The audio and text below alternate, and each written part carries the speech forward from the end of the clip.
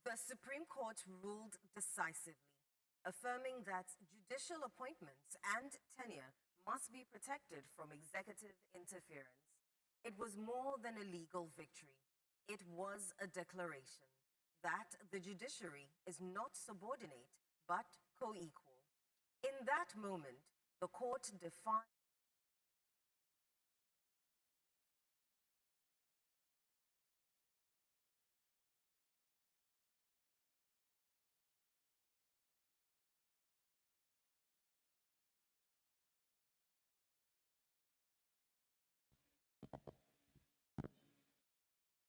Honorable members, can we please take our seats? Please, if you know you are to sit down and you are still outside, please come to the auditorium and take your seat so that we can make a start to the program.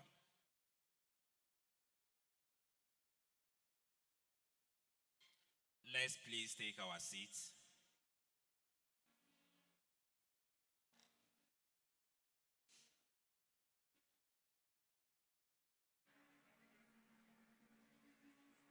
We are having our dignitaries enter the venue in some few minutes. Can we take seats?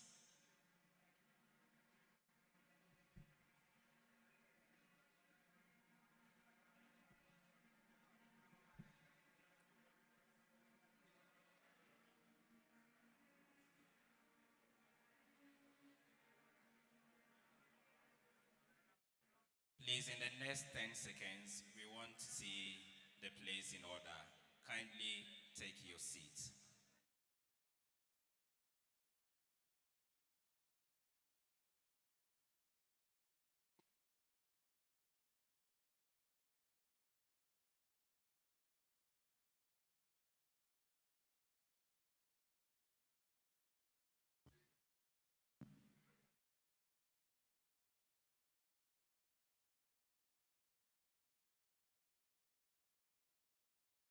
If you are aware that by protocol you are to join the Honorable Chief Justice to usher him into the auditorium, kindly make your way out to the holding room where he is so that we can process into the auditorium.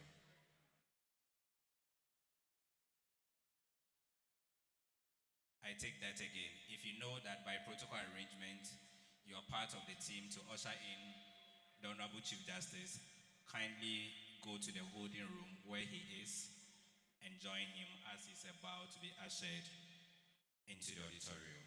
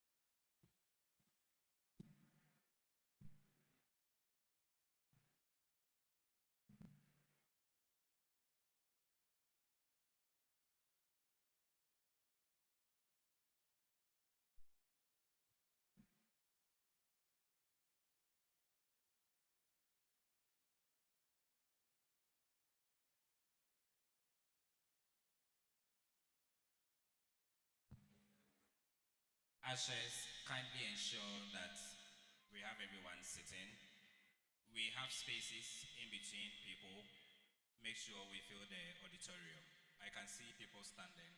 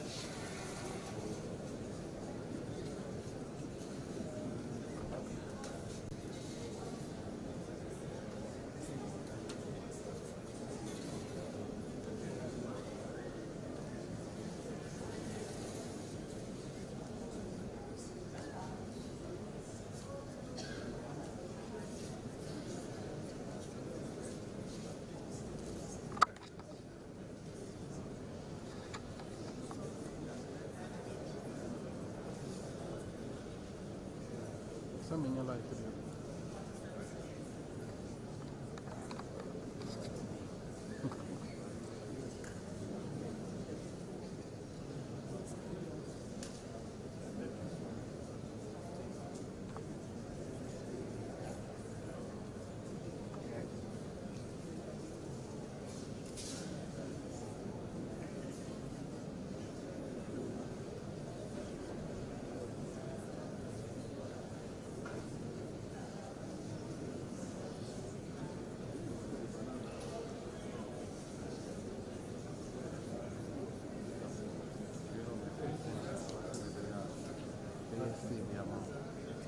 But you don't say almost 2 season.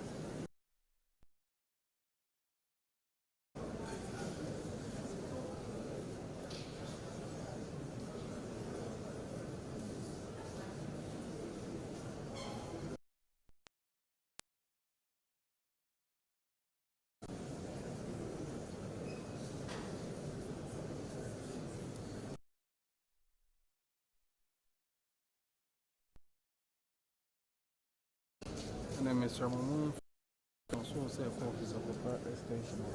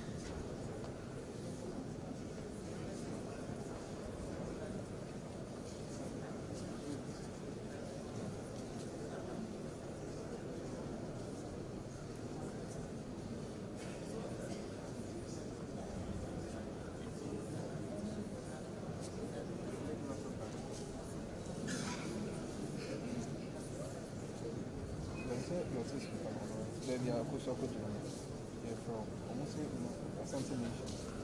Woman for streets.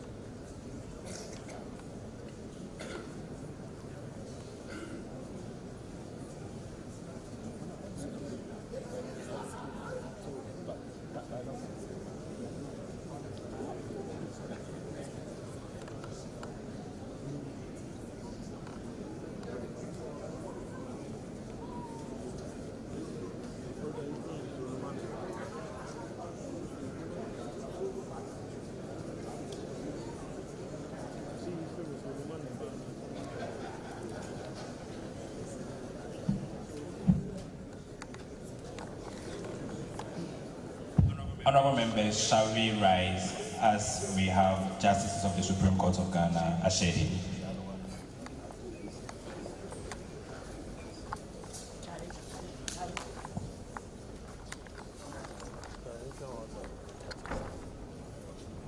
My Lord Justices of the Supreme Court, you are welcome.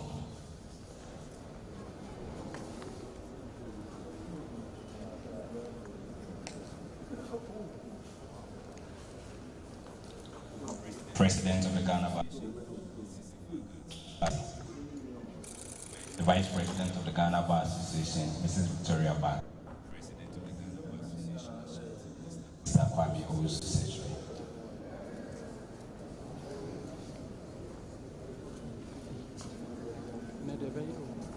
Please take your seat.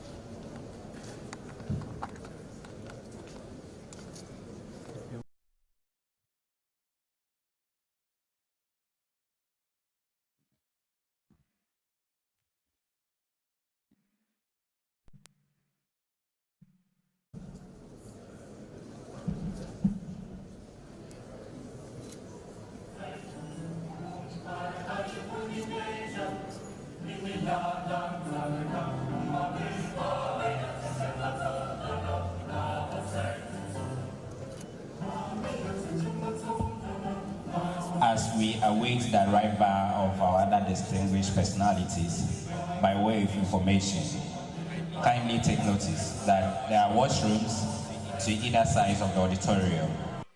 If you have to attend to nature's call, you exit to your right, there are washrooms there. You exit to the left, there are washrooms available. By way of safety information, in case of any emergency, we have exit gate. You take your right, you see the exit gate. You take your left, you see the exit gate. We know there will be no emergency, but take precaution. Thank you.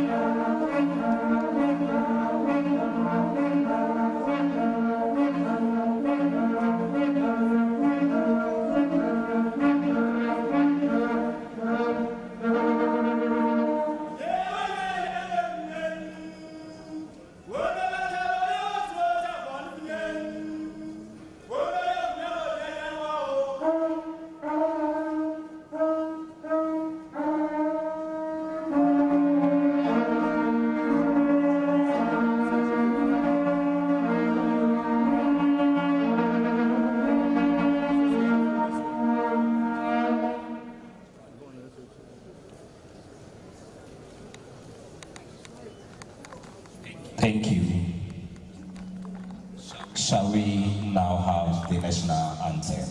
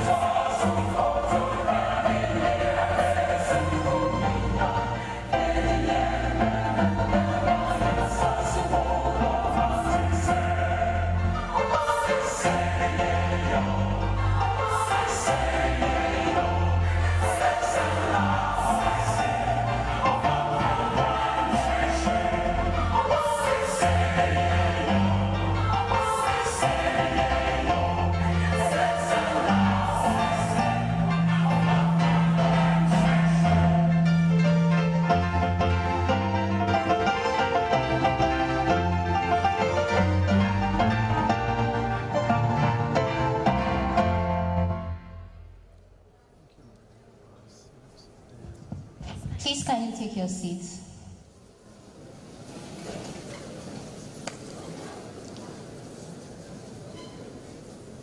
Thank you very much.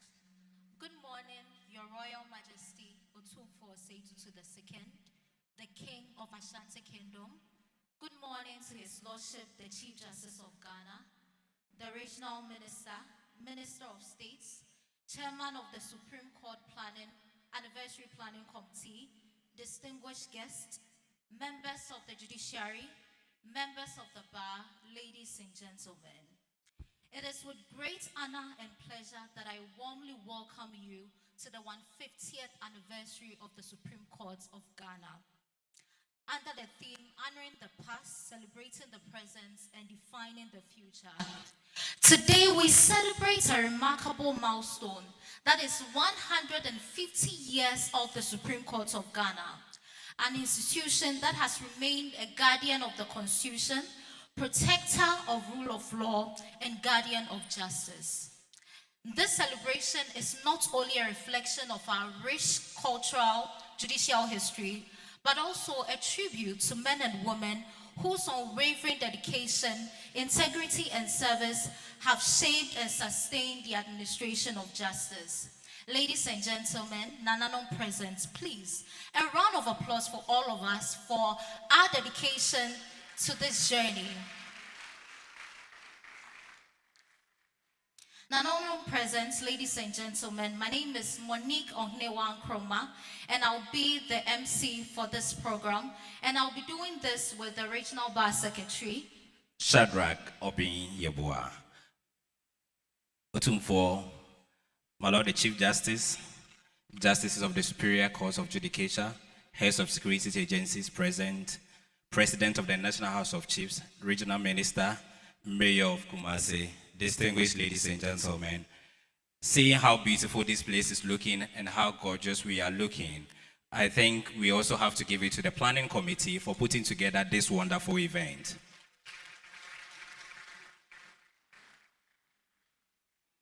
We thank you also for making it to this event. It is your presence that is making it great, and we truly appreciate it. We would formally start the event with an opening prayer. And with this, if I may call upon His Lordship Justice George Akins Ampia Boni, a very right reverend, Justice of the High Court and a minister of God. Shall we welcome him with a round of applause?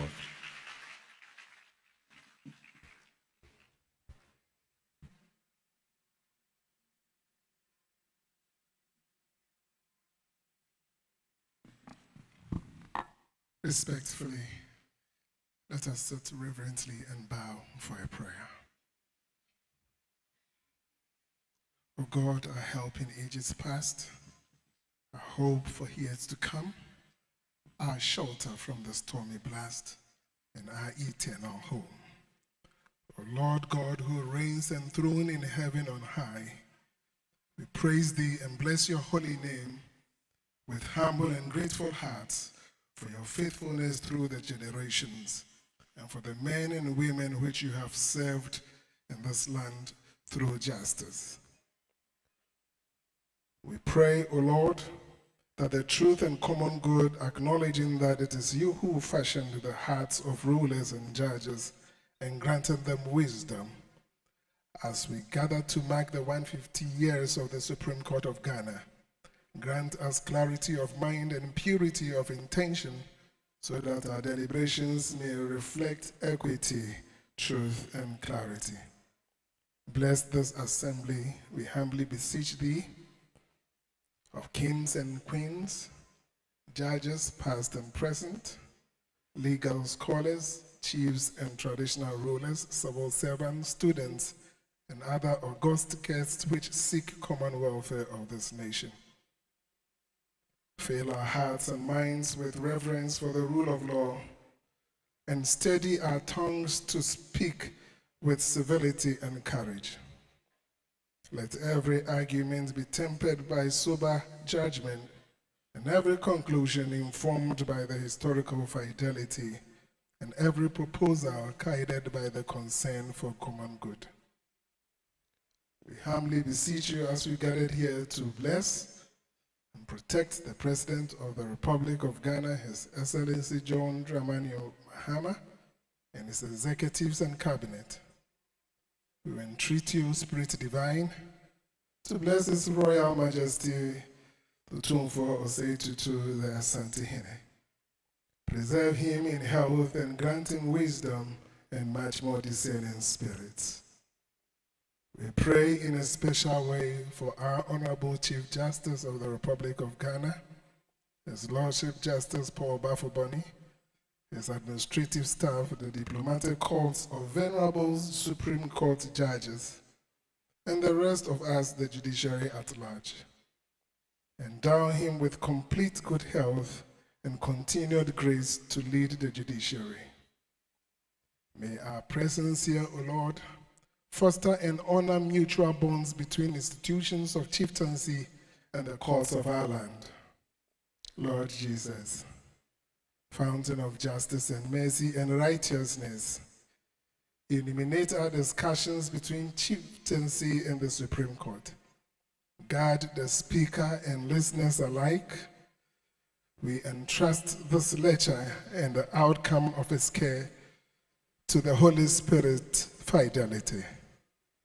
May our deliberations be for the enrichment of justice and our traditions to flourish every community and to honor traditions while securing the rule of law. To you, O Lord, the Father, Son, and the Holy Spirit, be all honor and glory forever and ever. And let us all end with the Lord's Prayer. Our Father, who art in heaven, hallowed be thy name. Thy kingdom come, thy will be done on earth as it is in heaven. Give us this day our daily bread, and forgive us our trespasses, as we forgive those who trespass against us. And lead us not into temptation, but deliver us from evil. For thine is the kingdom, the power, and the glory, forever and ever. Amen. Thank you. Thank you, His Lordship, the Very Right Reverend George Akins Ampia Bonnie. We're having this beautiful event as a result of the work of the planning committee. Having gathered here, I think it's only appropriate that we take a welcome address from the chairman of the planning committee for the Supreme Court 150 years anniversary celebration. The chairman is somebody we have known on the bench. He's one of the people you can call career bencher, having started from the district court and risen to the Supreme Court. May I, with respect and humility, invite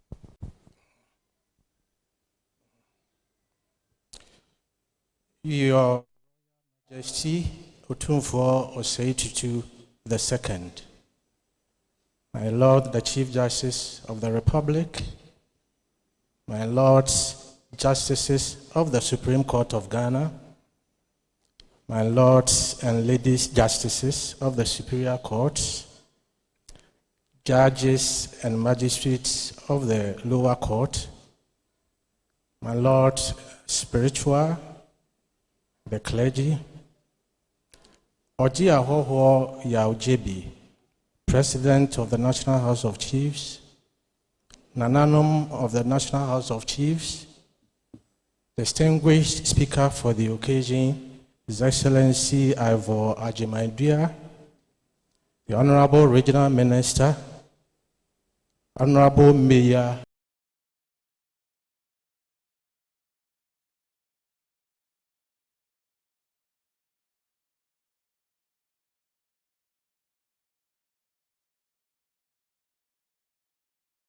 security agencies, heads of government departments and agencies, Nanahemaa,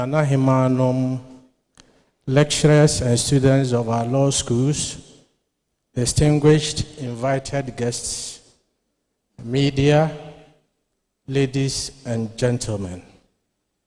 On behalf of His Lordship, the Chief Justice of the Republic and the Judiciary of Ghana, it is both an honor and a solemn duty for me to welcome you to the second in the series of lectures to mark the 150th anniversary celebration of the Supreme Court of Ghana. And permit me, in all humility, to specially welcome His Royal Majesty Otumfuo for making time to spend this day with us. And permit me further to appreciate Otumfuo's princely treatment of hosting us in this beautiful edifice.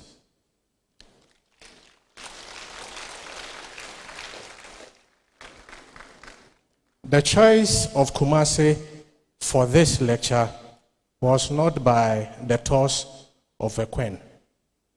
It was a mandate draped in curtsies. Kumasi is the citadel of chieftaincy and culture. It is here the institution is epitomized. Certainly, the wheels could not have turned anywhere else. By receiving us here, Your Majesty, you are not only playing a royal host, you are contributing to the administration of justice, the building of Ghana's constitutional democracy.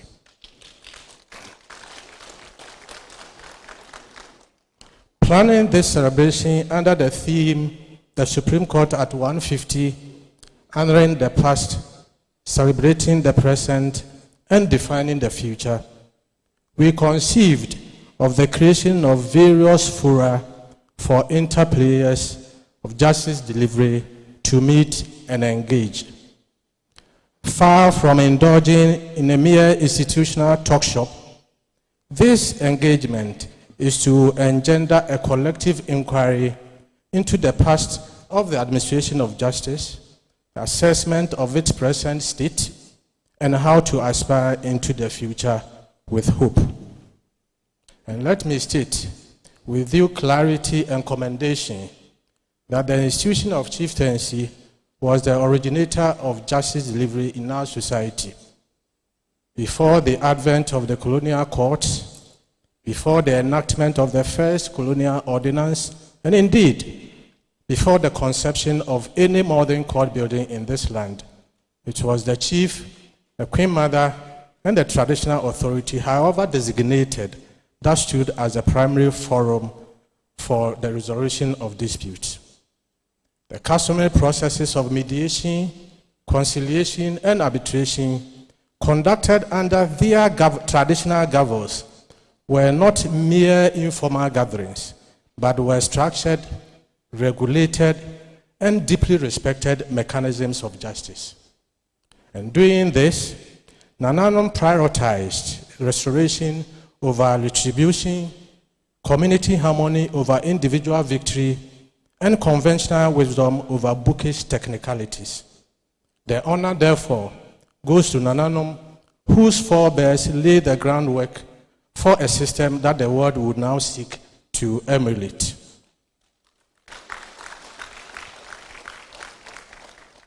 Distinguished guests, our thoughtfully selected topic for today's lecture, the Supreme Court and the institution of chieftaincy, the past, present, and future, was formulated upon our firm conviction that the noble institution of chieftaincy, as established by customary law and usage, and which is unavoidably guaranteed by the 1992 Constitution, must continue to be recognized, revered, and appropriately empowered.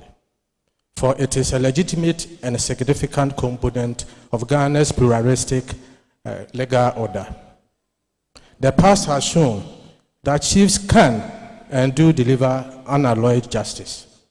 The future must be one in which the Supreme Court and indeed the entire judiciary and the institution of chieftaincy work not as rivals, but as hand-in-hand partners in the noble pursuit of justice for the ordinary Ghanaian. Our speaker for today is a polymath. There is no doubt that he will be erudite in delivery, do justice to the subject, and leave us all well-fed with profound schooling. Our panel of discussants will help digest the issues, excite frank comments, even criticisms. The essence is to ensure that the learned justices of our courts leave this forum better enlightened in customary law usages and matters related to the institution of chieftaincy and its procedures. Once again, I welcome you humbly to this forum, and I thank you for your attention.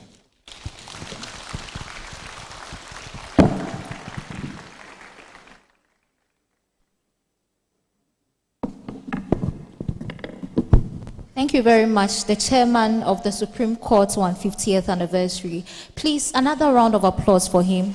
He has done so well in putting this program together.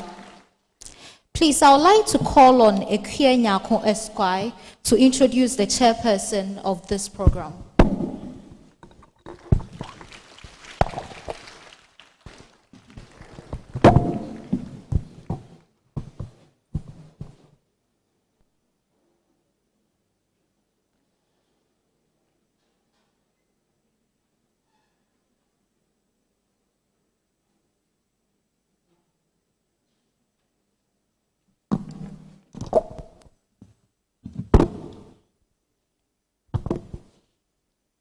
His Royal Majesty Otumfuo Osei-Tutu II, Asantehemaa, the Honorable Chief Justice of the Republic of Ghana, His Lordship Justice Paul Bafuboni, Chairman of the Supreme Court at 150 Committee, His Lordship Justice Ajay Frimpong, President of the Ghana Bar Association, Mrs. Ifua Gate, the Honorable Ashanti Regional Minister, Justices of the Superior Courts of Judicature, Justices and Magistrates of the Lower Courts of Ghana, President of the Ghana Bar Association, Ashanti, former leaders of the bar, honorable members from academia, Nananom hearing present, heads and officers of security agencies present, seniors and colleague members of the bar, ladies and gentlemen, you're most welcome to this event. Respectfully, my name is Ekia Nyako Esquire, and I am delighted and honored to be called upon to introduce the chairperson for this event. I will first introduce our chairperson as Excellence. Born in 1950 in the Western region of Ghana, he trained initially as a teacher at Seshirioso Teacher Training College, now Seshirioso College of Education. Taught for a period of time, then proceeded to the University of Cape Coast for a Bachelor of Commerce degree alongside a diploma in education. He holds a certificate for alternative dispute resolution, a credential that has underpinned his role as chief mediator in the chieftaincy disputes. In November 2016, he was elected president of the then Unitary Western Region House of Chiefs and was sworn in by a Sekendita Krade High Court judge. He continues to hold his post representing the Western North region at the National House of Chiefs, acting as a chief mediator for chieftaincy and traditional disputes in the region. He was elected to the National House of Chiefs on 12 November 2020, and due to his good leadership and work ethic, he was re-elected into office. In May 2017, he was appointed to the board of the Ghana National Petroleum Corporation. He has also been active in soliciting funds for educational institutions in this region. He was recently awarded a prestigious gold medal by Otumfuo Osei Tutu II in recognition of his exceptional commitment to peace, unity, and outstanding service to society. Our chairperson is the MAanhyia Paramount Chief of the MAanhyia traditional area in the Western North region of Ghana. With a round of applause, giving honor unto whom honor is due, let us welcome the President of the National House of Chiefs, Oji Ahoho Yaojebi II.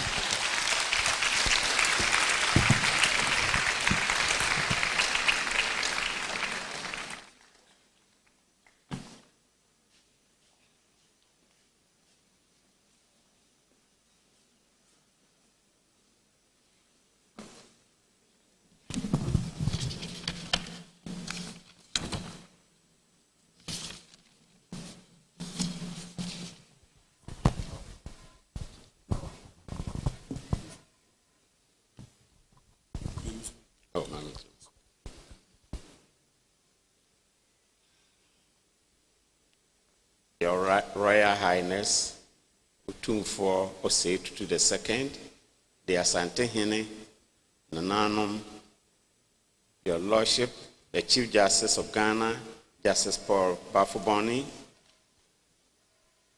Justices of the Supreme Court of Ghana, Justices of other courts in Ghana, President and other officers of the Ghana Bar Association, members of the legal fraternity, honorable ministers here assembled, Honorable Regional Minister Dr. Frank Amoakohene, honorable members of Parliament, Mayor of Kumasi and other MMDCs, other government officials, members of the security services, His Excellency Ivan Ajimanduya, a distinguished academic and economist. Reverend ministers present, members of other religious bodies, Nananum and other traditional leaders, invited guests, distinguished ladies and gentlemen. Officially, yes, my age is 1950, but my parents were not educated, so later on, when I went through the records, I realized that I was born in 1948. Meanwhile, in all my records, including my passport, is 1950. So I just want to tell you that I am 77 years old now. And I'll be 78 in October this year. Good morning. I bring you royal compliments from the chiefs and people of Sehuamiaso, the Western North, and the National House of Chiefs. I very much appreciate the honor done me and the National House of Chiefs by the kind invitation to this important ceremony. The anniversary lectures of the 150th anniversary celebration of the Supreme Court of Ghana being held under the auspices of His Royal Highness Otumfuo Osei Tutu Asantehemaa, who I revered very, very well. And I am always excited when he refers to me as his father, because at a certain point he was saying this, Your Royal Highness, thank you very much. On 2nd April 2026, the Supreme Court of Ghana officially launched its 150th anniversary commemoration of judicial service since its establishment under the Supreme Court Ordinance of 1876. This anniversary celebrates a court that dates back from colonial days and evolving over time to become an influential institution as the apex of the judiciary system of Ghana and assuming powerful stature as the third arm of government with the exclusive mandate for the interpretation of Ghana's constitution. The Supreme Court of Ghana exists to serve as the highest court of the land, exercising exclusive jurisdiction over constitutional disputes while functioning as the final appellate body for all judicial matters nationwide. It also oversees all other courts and adjudicatory bodies in Ghana, ensuring the proper administration of justice across the country. I have learned the celebration is a month-long event spanning the whole of July 2026, featuring an array of activities designed to engage the public and legal fraternity. The celebration of anniversary allows for reflection on the shared journeys, the milestones, the challenges, and provides opportunities for learning from what worked and what didn't work. It is also for further strengthening of corporate visibility, public identity, and the Supreme Court of Ghana, and bonding with stakeholders. This 50th anniversary of the Supreme Court of Ghana centers on the theme Honoring Past, Celebrating the Present, and Defining the Future. It focuses on assessing the judiciary's evolution, improving public trust, and calling for justice delivery. Today's event, however, which is under the topic, the Supreme Court and the Institution of Chieftaincy, the past, present, and the future, hosted under the auspices of Otumfuo Osei Tutu II, will include a major anniversary lecture and community outreach program. Today's lecture will, among others, explore the historical and contemporary role of the institution of chieftaincy and the nuances between the Supreme Court and the chieftaincy institution as educating entity in Ghana. Chiefs had in pre-colonial times been the sole custodians of justice delivery in the society and various communities. In contemporary Ghana, the institution of chieftaincy is a legally recognized system of traditional governance operating alongside the modern democratic state. Protected by the 1992 Constitution of Ghana, chiefs primarily hold administrative, customary, and advisory roles rather than executive or legislative powers. The institution of chieftaincy plays a critical, formally recognized role in Ghana's justice delivery, operating as a dual system of formal statutory education through the traditional councils, regional and national houses of chiefs, and informal, customary arbitration of the traditional and community level. It is heavily involved in resolving both internal traditional disputes and community level civil conflicts. Today, in spite of the phenomenal growth in our court system, the institution of chieftaincy continues to contribute immensely to justice delivery by educating cases in our communities, settling disputes to relieve the court system of its heavy case load. Without the education roles of our chiefs in various communities, there is no way peace and harmony could thrive in our community. The educational role of the chieftaincy institution in Ghana is expected to continue into the future. We must realize that in every community, in every town, in every village, there is a chief. Democracy and citizens' expectations.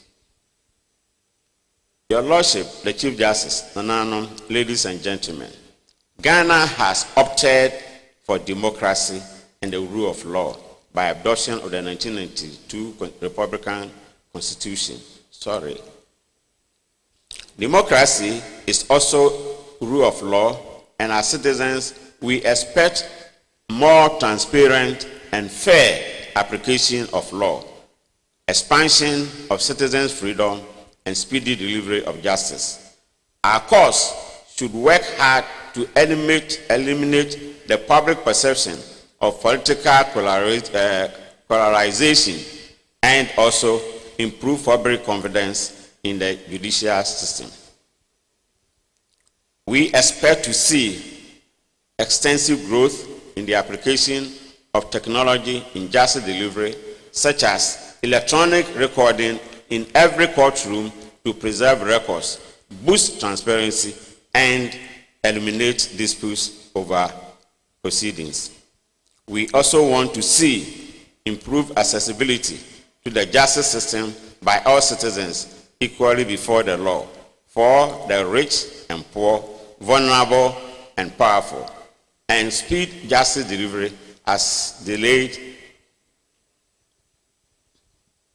justice erodes public confidence. Accessibility and speed could both be facilitated by expansion in alternative dispute resolution mechanism and reduction of the cost of litigation.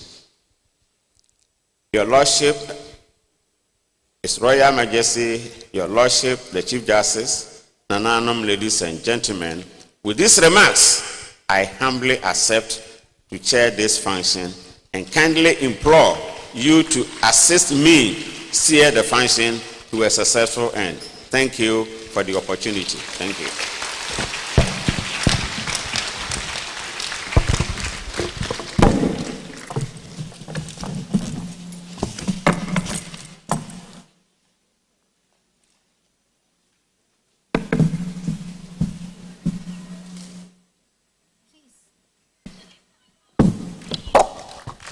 Please, a big one for Nana, the chairperson, for this event. Thank you very much, Nana.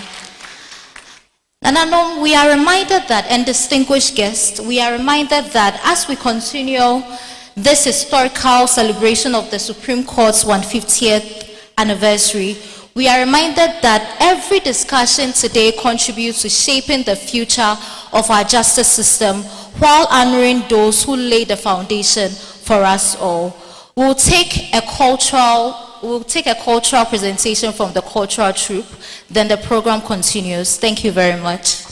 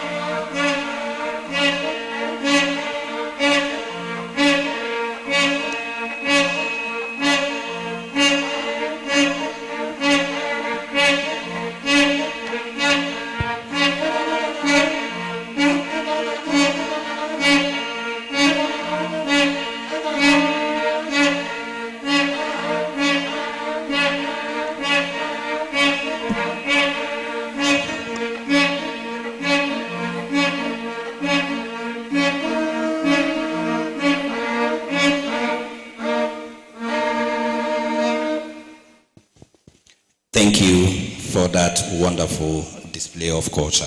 We appreciate it. Honorable members, invited guests and dignitaries present, we would move on to the next item on the program. But before I do, now that we have a chairman for today's occasion, I would want to introduce some of our dignitaries present. As we go along, we'll keep introducing them as part of case management strategy. As my laws justices will always say, even though we have not filled or signed any document over here, we are still guided by time. So I'll proceed. For the Supreme Court, I'll start from the Supreme Court. We have with us His Lordship, Justice Gabriel Paulman.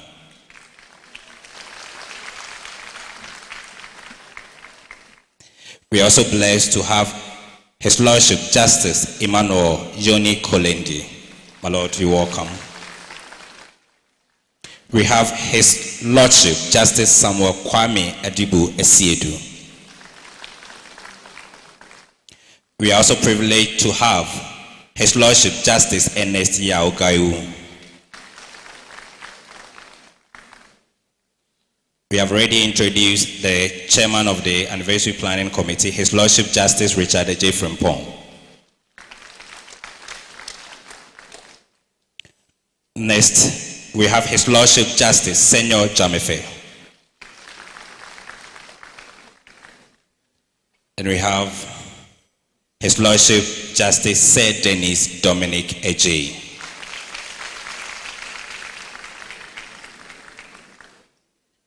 We are fortunate to have with us the Judicial Secretary, Mr. Ahmed Musa.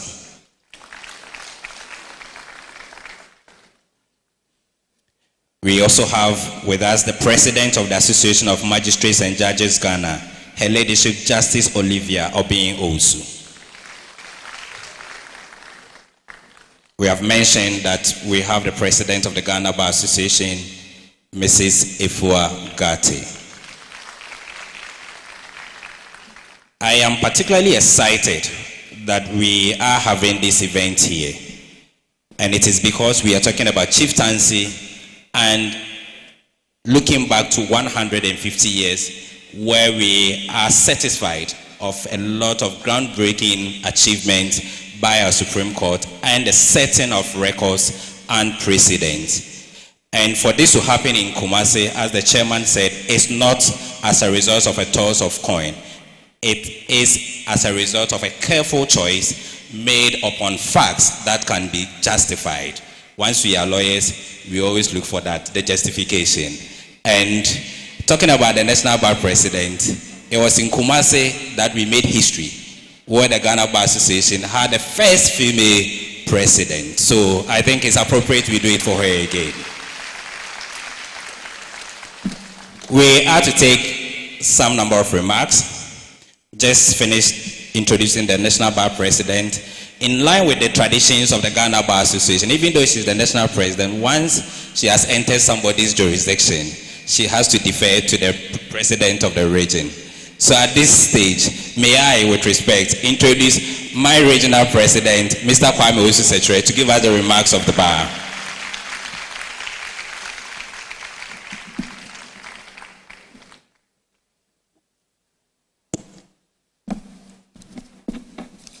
Welcome, Mr. President. Thank you, my able secretary. Your Royal Majesty, U24622, the Asantehemaa, and a proud member of the Ghana Bar Association.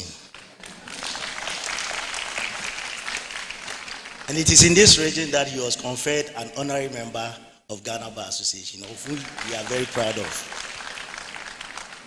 Nana Chairman Ojia Hoho Yaojebi III, the chairman of this occasion, may I, with your permission, stand on the protocol already existed to make few remarks as had already been established. That is not by coin, a toss of coin that we are having this program here. And it couldn't have been better than having it here. Having received the August Nananom, distinguished academics, lawyers, jurists, celebrating 150 years anniversary of the Supreme Court of Ghana.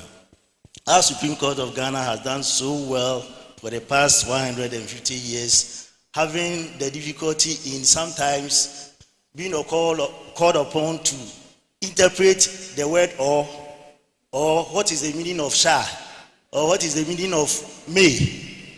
You have done this by ensuring also that when there was a difficulty in this nation, I remember the presidential election of the year 2012, when the atmosphere was charged, the Supreme Court of Ghana took charge and made everything as cool and peaceful as possible.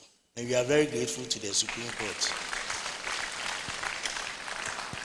Recently, we've had the problem of having the difficulty in what to do when it comes to sharing of properties when there is an issue about spouses. The Supreme Court had come in because Article 22(2) of the 1992 Constitution, which enjoins the legislature to pass a law to regulate spousal properties. They have not been able to do so. I don't know the reason why. But the Supreme Court stepped in. And they've been able to, through the cases of Mensah and down recently, Yeboah, which is now the leading or the locus classicus in such a matter, they've been able to determine, even though the law has not been passed. So we thank you very much for the Supreme Court, and we thank you for the judges, and we thank you for the practitioners that had been practicing before this honorable court. My lords, in celebrating the 150th anniversary, I'm proud to say that within this region, we have contributed a lot to the celebration of this anniversary through lawyers who practice before the Supreme Court, and we can mention lawyers like Toto, Asumedu Sechi, Medusei of blessed memory, and recently, if you can mention Papa Dasin, we can mention my senior Asante, we can mention recent new generation, my very good friend Mujib, Nana, your own lawyer, as having contributed. And to the bench, we have our Chief Justice, who is your son, being the Chief Justice. We've had distinguished members from the panel, the present juries, the judges that we have. Many of them have passed through your region and through your blessing. I can talk of, readily in this room, I can talk of Justice Esiedu, who was at Ashtown Court, is now in the Supreme Court. I've also seen Justice Denis Ejei, who is also at the Supreme Court. He practiced here. He became the president of the Ghana Bar, and by your blessing, he has also assumed that jurisdiction. Justice Senor Jamefe was here at the Court of Appeal, and by your blessings also, he has also been elevated. Justice, the chairman of the occasion, was at the KMA Court, one of the finest we can talk about, Circuit Court, and now chairing the 150th anniversary. I can go on and go on and go on, but Nana, this is because of your blessings and the way you have nurtured us. For the bar in the region, we have established cordial relationship with the bench. We are together, we pray together, we do everything together, but we are independent when it comes to administration of justice. And now we can assure you that we will never do anything that will bring disgrace to your region and your jurisdiction. As has been established by the chairman and the chairman of the committee, we are here in the region who has the foremost and most popular regional minister, Dr. Frank Amakohene, together with his hard-working KMA boss. They are going to make sure that your stay here, particularly our judges who have come to the region, your stay here will not be in vain. And you are going to have a very memorable day being with the region. And I must be honest with you, our Chief Justice, Mrs. Hannah Taylor, has also been of good help to us, together with her team, right from the district to the High Court and the Court of Appeal, the President of the Court of Appeal. We have always had a cordial relationship, and now we can assure you that we will ensure that with your support, we are going to make sure that administration of justice in your region will flourish. And I want to assure all those practicing in this region that the Supreme Court will be your limit. Thank you very much for being here.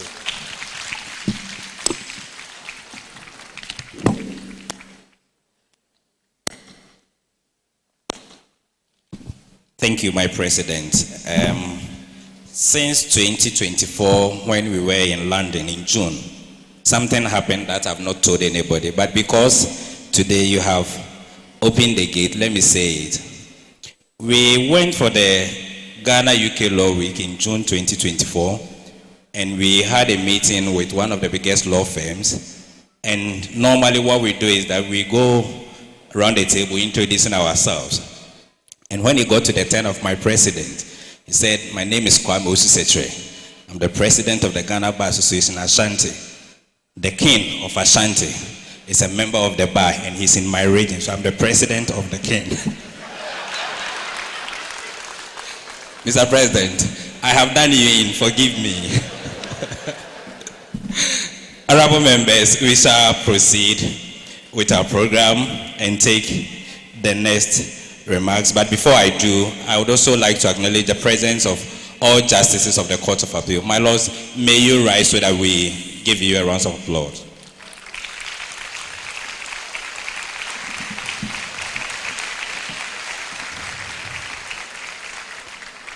We are going to take our next remarks from the host regional minister, but I think it's appropriate that I also mention that he did not come alone. From the Ashanti Regional Coordinating Council, we have Michael Osu Amwakon Esquire, and we have the mayor of Kumasi. On the street, we call him King Zuba, but now that the king is here, I don't know whether I should still call him King.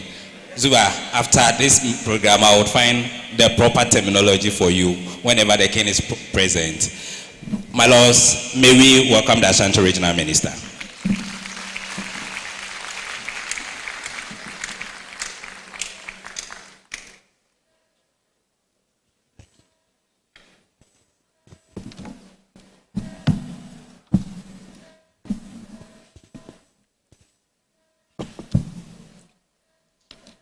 Thank you.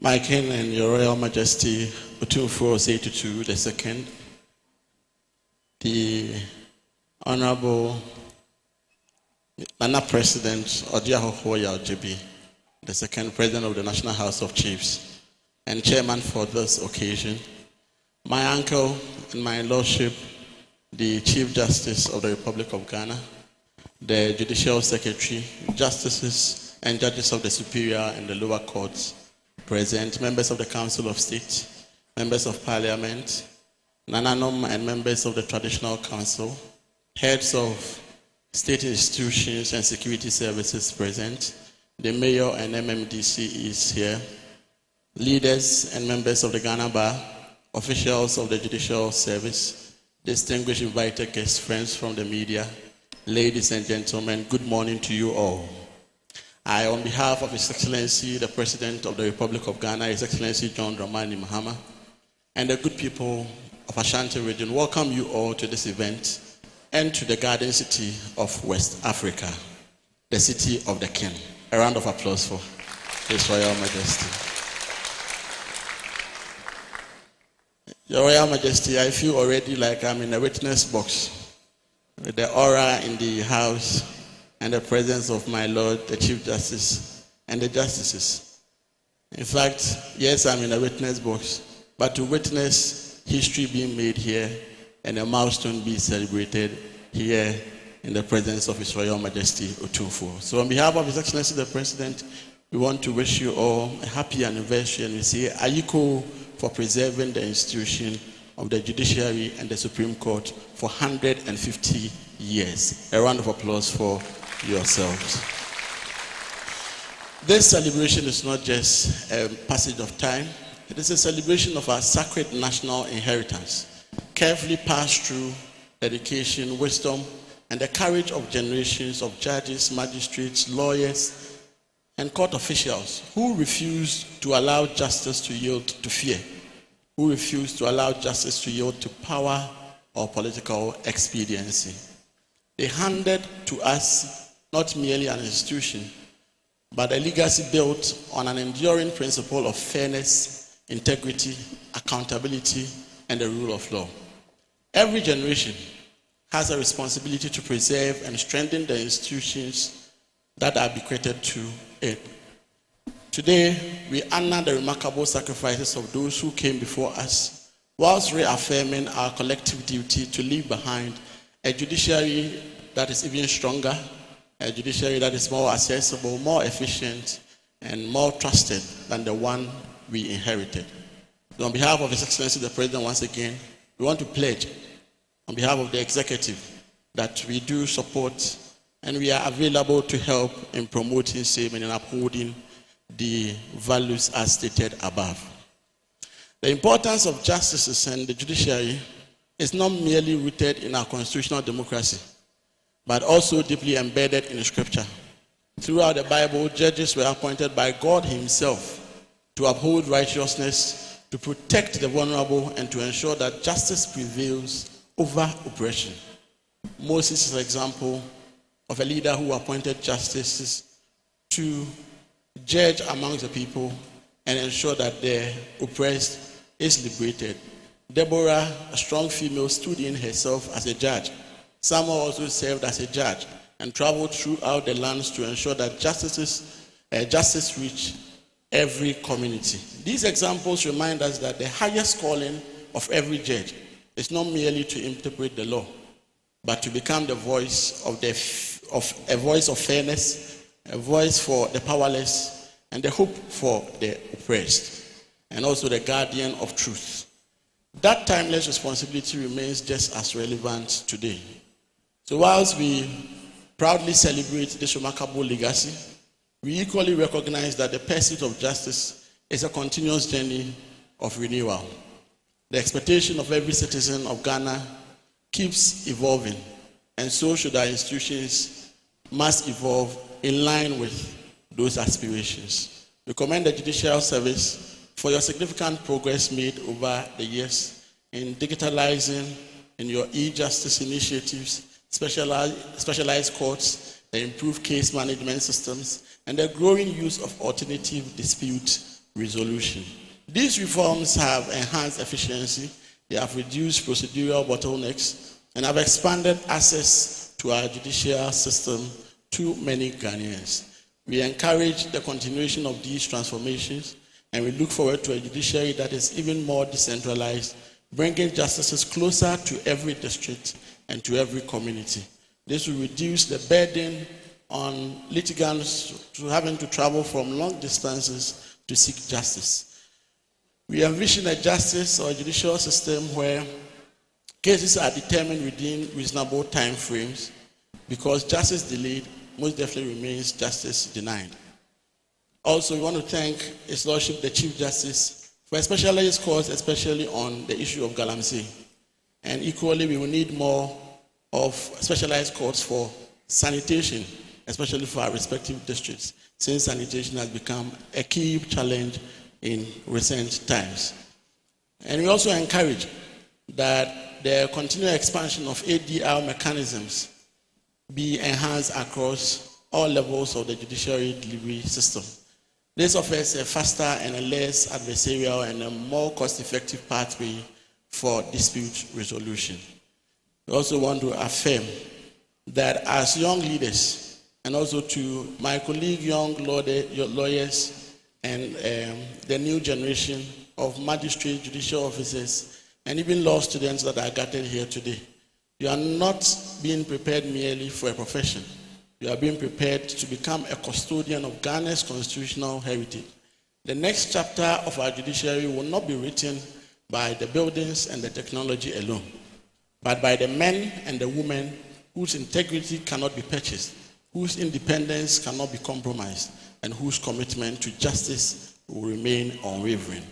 The nation will judge the strength of our democracy not only by the laws we enact, but by the courage with which these laws are applied equally to the rich, to the poor, to the influential, and to the ordinary citizens alike. The Royal Majesty, in conclusion, as we celebrate our 150 years of the Supreme Court in Ghana, let us renew our covenant with justice. Let us preserve the noble legacy handed over by those who came before us. Let us build a judiciary that remains fearless in defending our Constitution.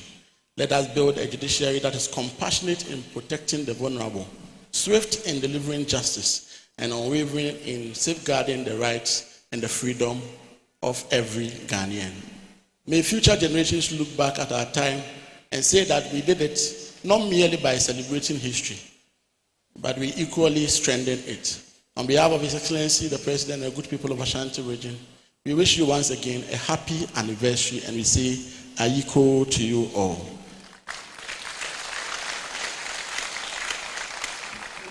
May God continue to bless the judiciary of Ghana.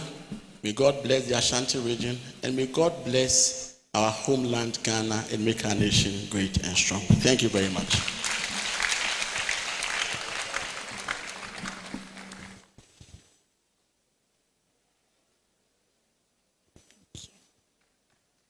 Please, a big round of applause.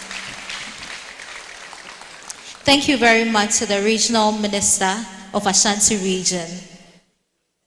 So years ago, the Chief Justice of Ghana started an initiative for some young girls in Ghana, particularly in Kumasi. And these are young girls we picked from the streets, some as kayayos, some as hawkers, who had no direction for their lives. And through the mentorship program, about 2 years ago, the president of the club graduated from Accra Technical University. I think the Chief Justice deserves a round of applause. His Majesty the King, these young girls, they've prepared as kids. They spent sleepless nights in rehearsals and all that, and they said they want to perform for all of us. Please, a big round of applause for these young ladies. They've done marvelously well. I'd like to invite the Orange Girls to perform the skits. Thank you.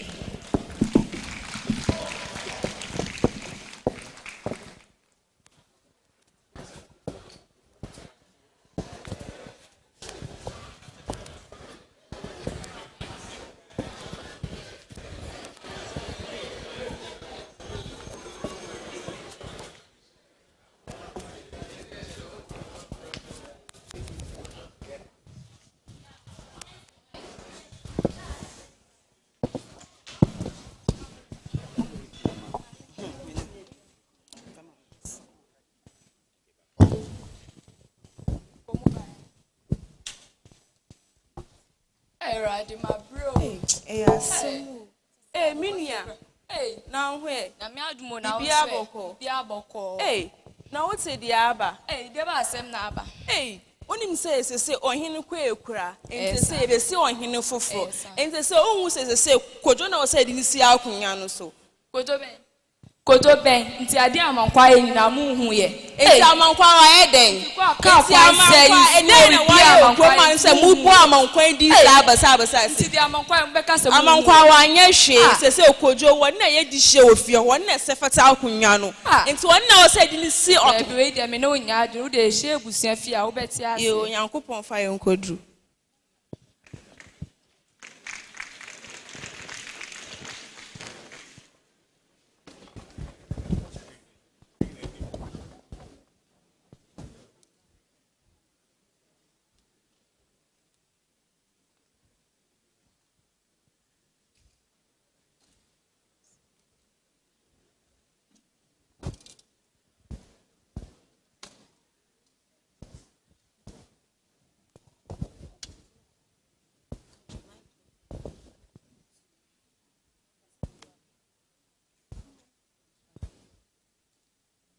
Ebushan free ye. Ye mbra. Ebushan free ye. Ye mbra. Say na ye nyina ye hia. Mo amunim say na na kwa ekura. Say ye hia mu say ye be yi hene foforo. Na na ye ma say wo ye panyin a wo kuro mi nim say wo bet mi gidi say wo bet me yi hene amaye. Ebusua panyin me da wase. Pa cho so obi anim se me ye oba panyin wa ebusua yi mu. Ma se de say me yi na na esi anemu. De obedi na na ade. Na mi gidi say amankwa na se fata no. De enti ameka san say amankwa ba kurom ha. Amankwa ba kurom ha. On di mpuntujuma bebre aba akwan nyina won pacho nana ye ma mentwa no me pacho kojo de wo se wodi ade no nana ye man kasa nwi ma nya butre na menkasa amankwa ba kurom on na eyi akwan nsuo on na eye bibia mpuntujuma bia amankwa na eye kojo wo hoi na juma enso ani kakra na oye ontimi ma mpuntuo makro yi mu nana ye ma ene mo wa unim se kojo na aju no so se yeso odi ade o ji amankwa di ade a eyeye na so kojo na edi ade ana nana ma de nta meka sa ne se kojo na juma na enso de ontimi ma mpuntuo e makro yi so kojo na aju na so se yeso odi ade pacho mentwa no kojo wona e di show krom ha wona wo se wodi ade no wona adu so endru amankwa so nana ebo ahaye di nana ebo Nana Clapton, Nana Zonto, Nana Eba, Ahayedi, Nana Ebo, Ahayedi, Sumaina, what the crony sono, or Bachelor Nana, they are also the Ahiniano, Muyedi, Namuntie, the Obedi Ahiniano, Nana Boko, Nana Bre, Nana Boko, Sumani, the Nana Quabusianum, Yansha, the Obedi Hine, Sumani, the Quabusianum. Yan shade obedi hene sumani kaso nana kaso sumani kasa sumani se ha nya ha sumani se nya busua we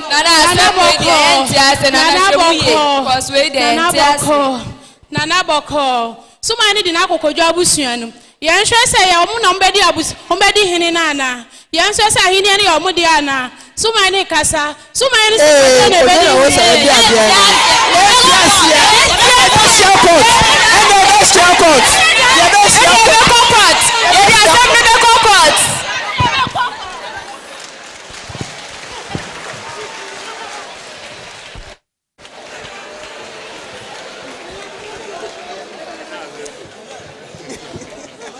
The family is divided as to who is the proper person to see the chief.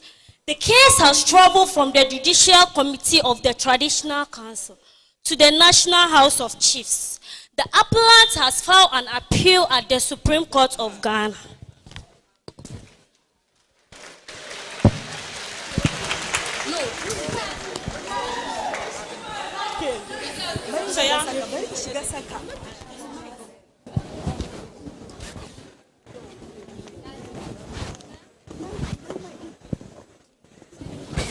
Wait.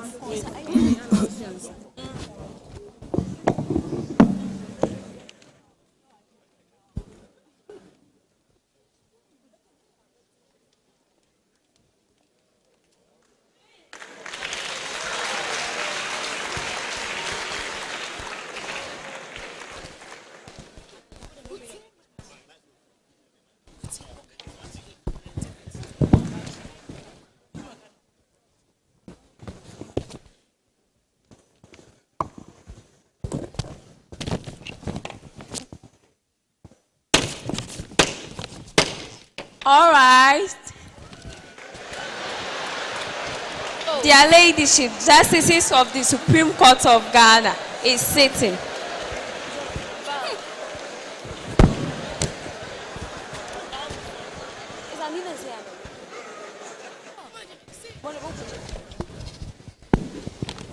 Civil Appeal Number JC 001.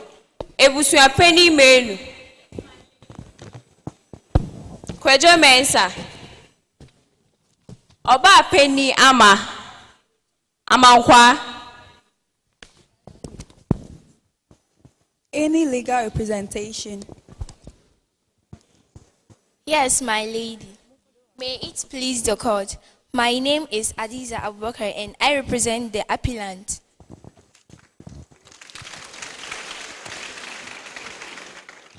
My name is Joeria Faisal, and I represent the respondents. Counsel for the appellant. My ladies, this case concerns the rightful succession to the Abuamais to chieftaincy according to the 1992 Constitution. Is the institution of chiefs and queen mothers recognized under customary law, and a chief is a person who hails from the appropriate lineage and has been validly nominated, elected or selected, and installed, skinned or installed in accordance with the relevant customary law and usage. The appellant submit that, according to the customary law and usage of Abuamai, only members of Adontin royal family are eligible to occupy the stool. Their nominee comes from the appropriate royal lineage and was duly nominated by their kingmakers. We therefore pray this honorable court to affirm his entitlement to the stool. I pray accordingly, my lady. Counsel for the respondent, you may proceed. My ladies, the defendants respectfully submit that their nominee is a man of impeccable character who has rendered selfless service to the Abuaman traditional area for many years. He is highly educated, holding a university degree, and has used his knowledge and leadership to promote development within the community. He has funded educational initiatives, supported to the construction of community facilities, championed youth empowerment, and has always made himself available to serve the people. The respondents therefore contend that, considering his remarkable contribution, leadership qualities, and the confidence reposed in him by the people, this honorable court should recognize him as the proper successor to the stool. I humbly submit.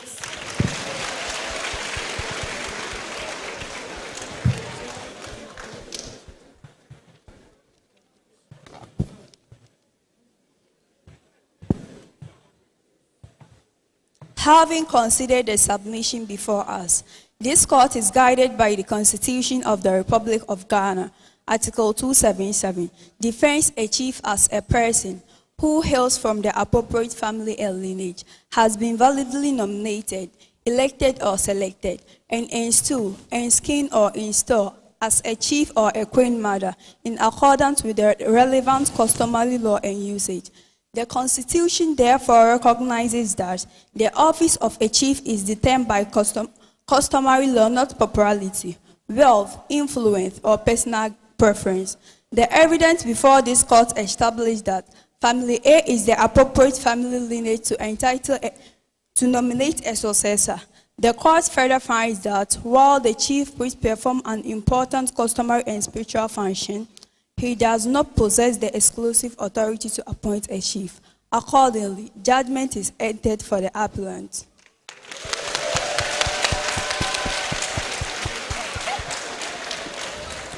The court directs that both parties should come together in unity to install the new chief and work toward peaceful coexistence. Court now boys him now my family A. Order. Say, Munche no Munsie, essence of Muina Mufi Ebusia Balco. You are the court, I say.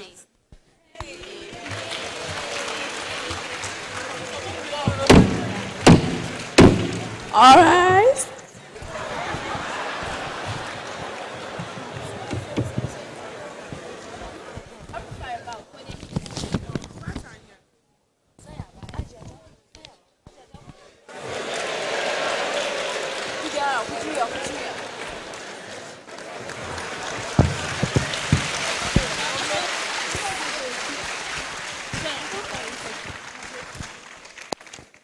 And so justice prevailed.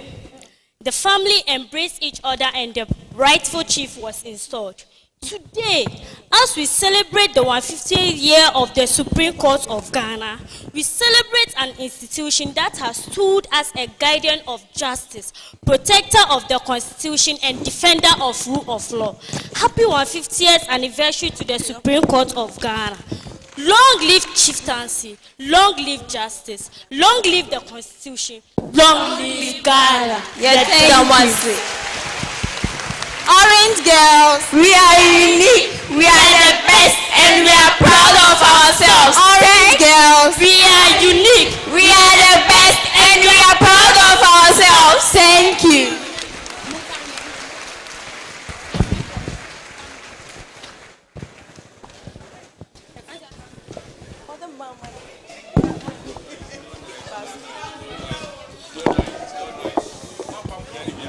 Please, let's do it for them again. That was a wonderful performance.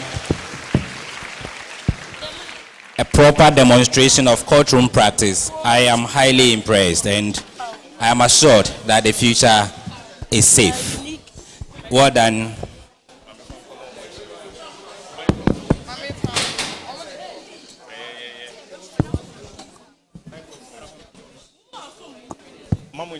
Honorable members, we would continue with our program after that beautiful display by the Orange Girls.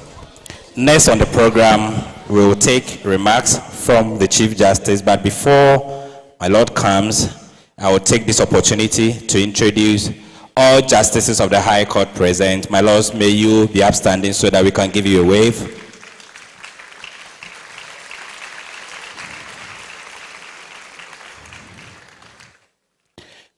The courts do not work just by judges. Judges work with staff. So in appreciating our judges, it is only fair and proper that we also appreciate our judicial service staff. And today being a biggest event like this, the staff could not have come alone without their president. With respect and rounds of applause, shall we give it for Mr. Samuel Afote Otu, President of JUSAG, and a member of the Judicial Council of Ghana. We have other directors and staff of the Judicial Service of Ghana present. Can you rise so that we wave you? All Judicial Service staff. Wow, that's encouraging. Thank you so much for supporting this event with ushering and your attendance. We are also fortunate to have with us members of the Regional Security Council. All RECSEC members present, shall we see and welcome you. All other members from the security agencies, you are duly acknowledged. With a round of applause, shall we welcome the Chief Justice for his remarks.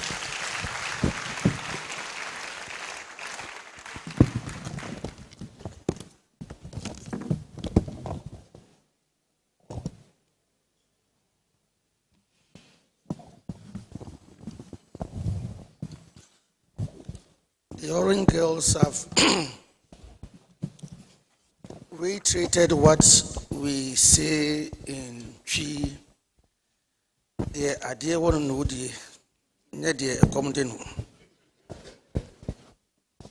from the skits that they performed, it was obvious that if Amankwa had any claim to any stool, maybe with the help of the rightful chief, he could be installed in Koswahi.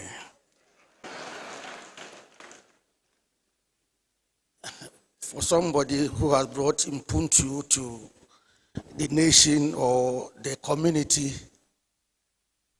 if the community recognizes that what we give you is in Koswahini or in Koswahima, not the Omanhini or the chief of the town, you have to come from a proper lineage to assume the position of a chief.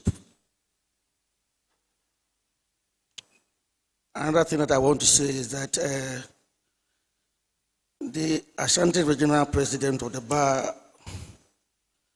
implored us to socialize and then enjoy the life of in Kumasi. But yesterday I slept all by alone and all by myself. I have 2 more days to spend here, so maybe Nana didn't hear that.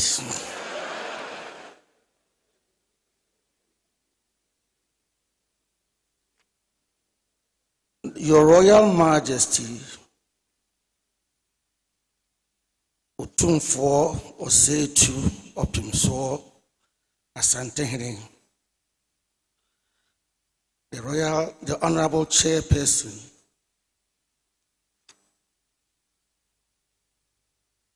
the Honorable Attorney General or his representative, the President of the Ghana Bar Association, Mrs. Ifwagati, my lords and ladies, justices of the Superior Courts, may I specifically also mention the Lordship Justice Ejay Frimpong of the Supreme Court and Chairman of the Planning Committee of the Supreme Court at 150, and members of the Planning Committee. The Honorable Regional Minister, Dr. Frank Amwakohene,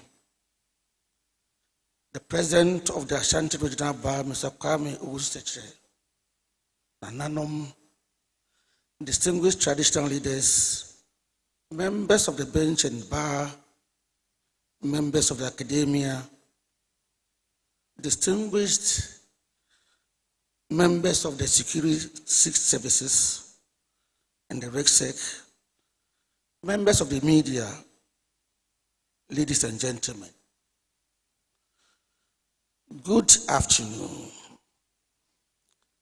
Your Majesty, some places call us to speak. Others call us to remember. But Manhyia asked us to do both. Because Manhyia is not merely a palace. It is a living archive of our people's memory. Its walls have witnessed generations come and go. They have seen triumph and sorrow, conflict and reconciliation, and those quiet moments when history turned on the wisdom of those entrusted with leadership. Here, yesterday is never entirely gone. It walks gently beside today and whispers to tomorrow. That is why it feels deeply fitting that as we mark 150 years of the Supreme Court of Ghana, one of our first major reflections should take place right here, not in a courtroom, but at Manhyia Palace.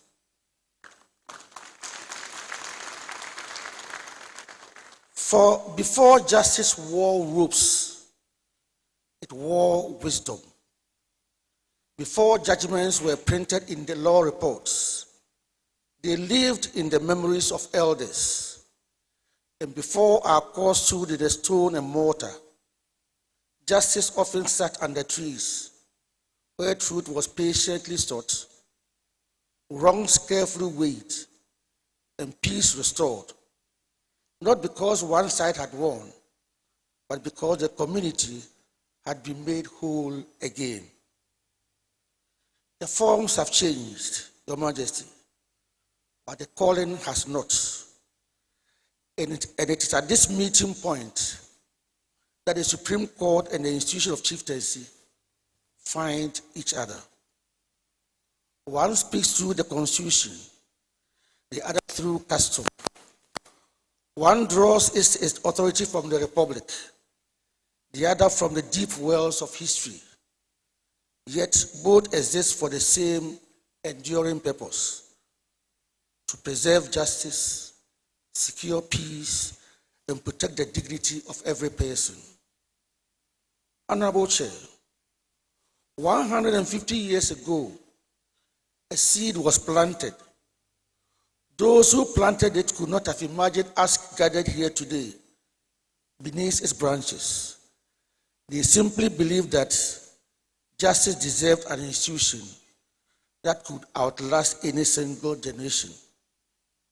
Those who came after watered that seed with learning, strengthened it with courage, pruned its leaves through difficult decisions, and shielded it when storms came. Slowly, it grew into a tree whose shade now stretches across our entire republic. We honor those who nurtured it, not because they were perfect, but because they understood that institutions must outlive individuals. Their greatest legacy was not just the judgments they wrote, but the character they gave this court.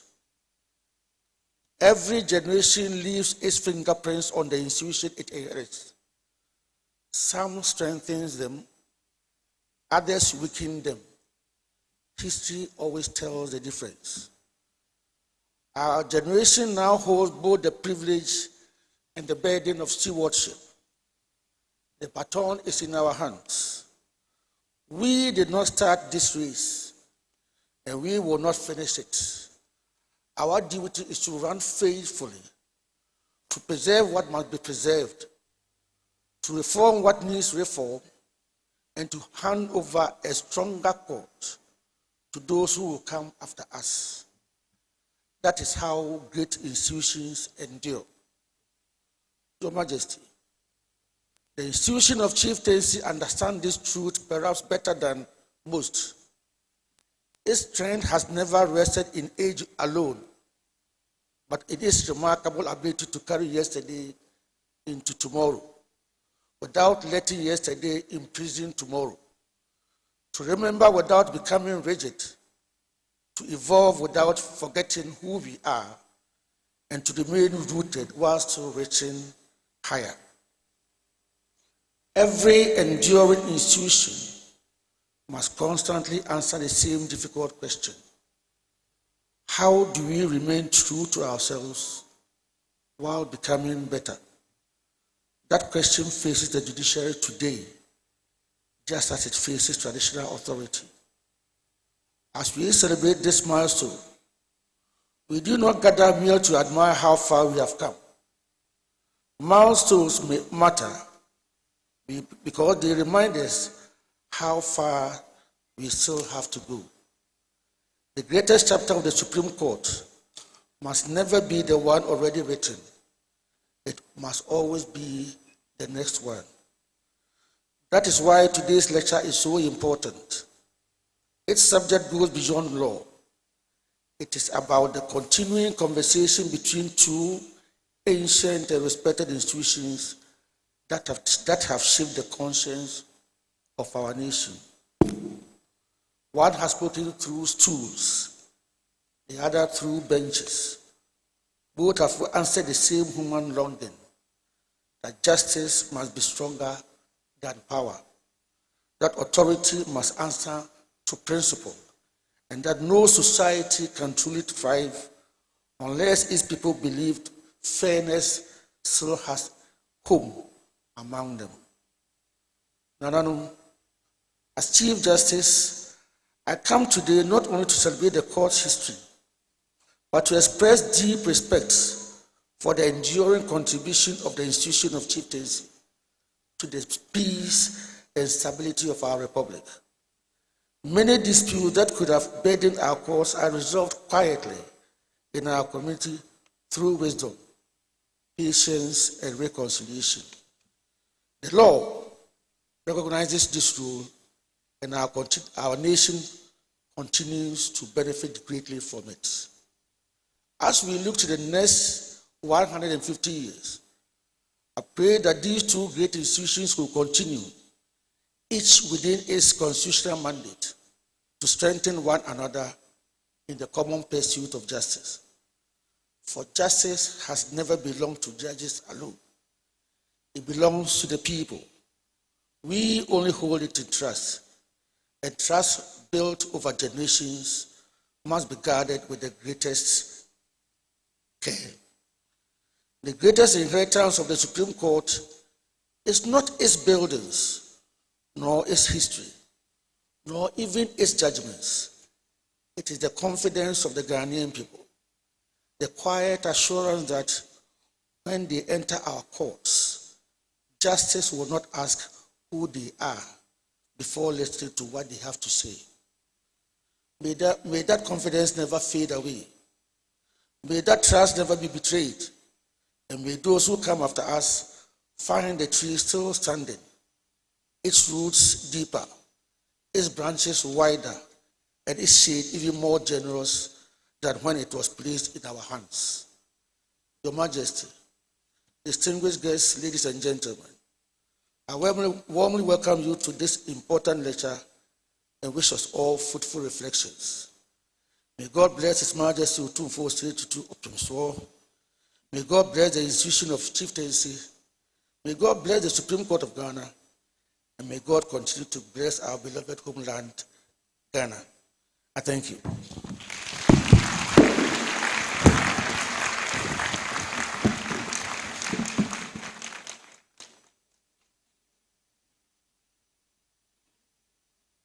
Thank you very much. Thank you very much, His Lordship, the Chief Justice of Ghana. I am specifically touched by the work that he does for the Orange Girls. Thank you very much. Please, a big round of applause for His Lordship, the Chief Justice of Ghana. Nananom presents, distinguished guests, ladies and gentlemen. Our next speaker is a revered traditional ruler, an eminent statesman, a distinguished advocate for peace, education, culture, and national development. Through his visionary leadership, he has not only advanced the progress of the Asantehemaa, but he has made an enduring contribution to the growth and unity of our nation. Nananom presents, distinguished guests, ladies and gentlemen, please, with a standing ovation and a round of applause, please let us make welcome His Royal Majesty Otumfuo Osei-Tutu II, the King of the Ashanti Kingdom. Please, ladies and gentlemen, a big one for him.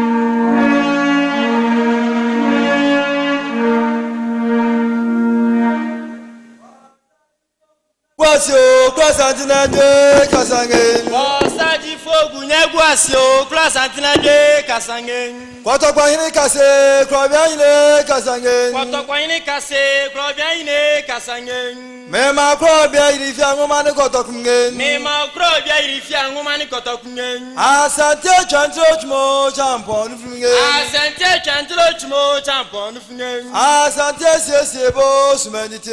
Asante sesiebo sumendite. Robia santina je kasangen. Robia santina je kasangen. Osechiche mi modi nyu awisio. Osechiche mi modi ni awisio. Wine nebenya sejuso supani ni akraba kuma sika poba no. Wine nebenya sejuso supani ni akraba kuma sika poba no. Obinya sebi anko bebi. Obinya sebi anko be. No tedi fe badam le fe kasangen.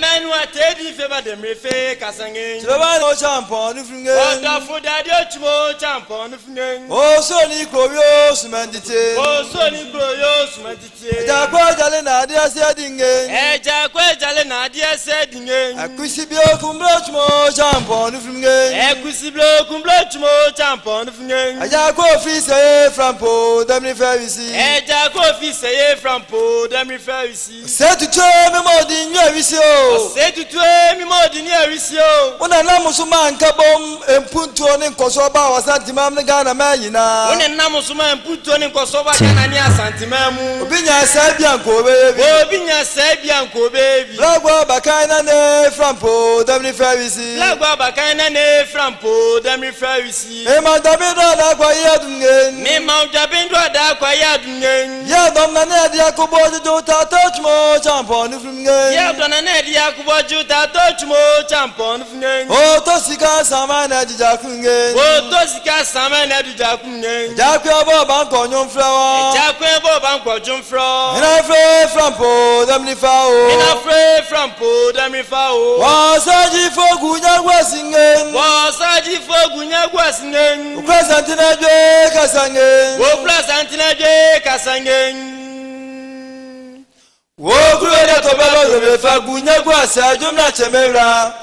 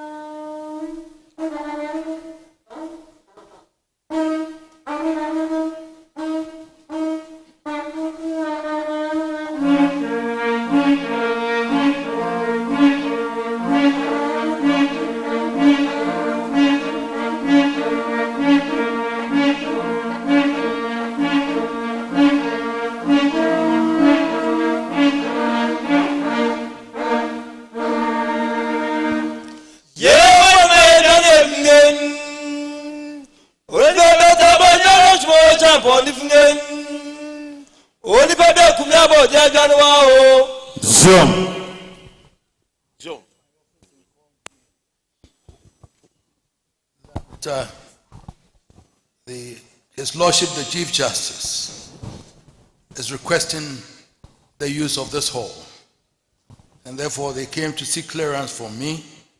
I said, who am I? I don't want to be charged for contempt. So please allow them to use the hall.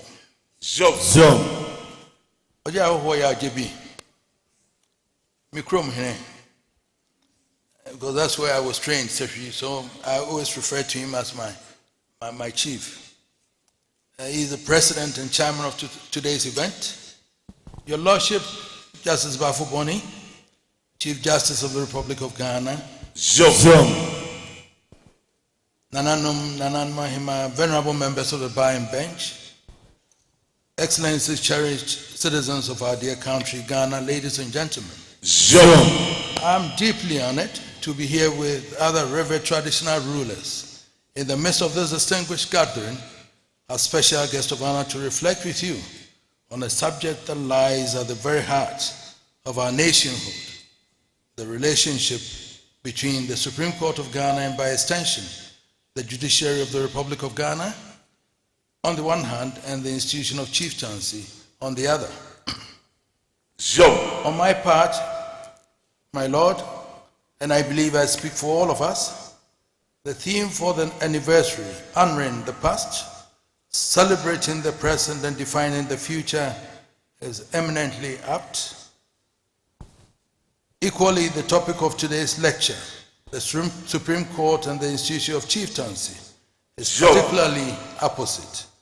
It is fitting that we gather under this felicitous theme and the accumulated wisdom of our ancestors, and the other, modern, born of constitutional and other legal design. Together, we have shaped the character of our nation's legal and cultural identity.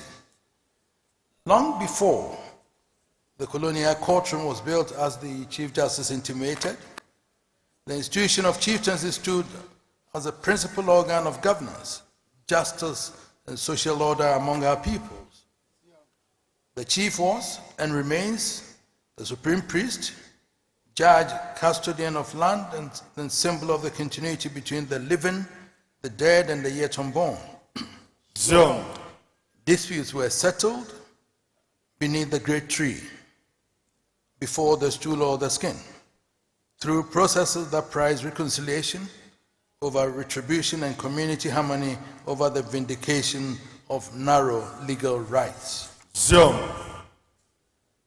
The advent of colonial rule introduced a second parallel stream of authority,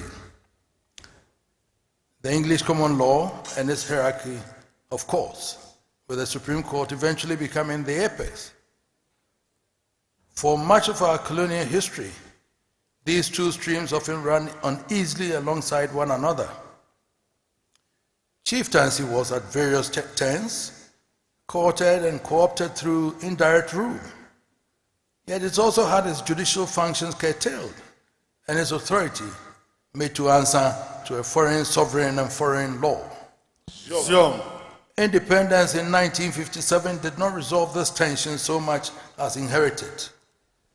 Successive constitutions grappled, sometimes uncertainly, with where chieftaincy properly belonged within a modern constitutional order.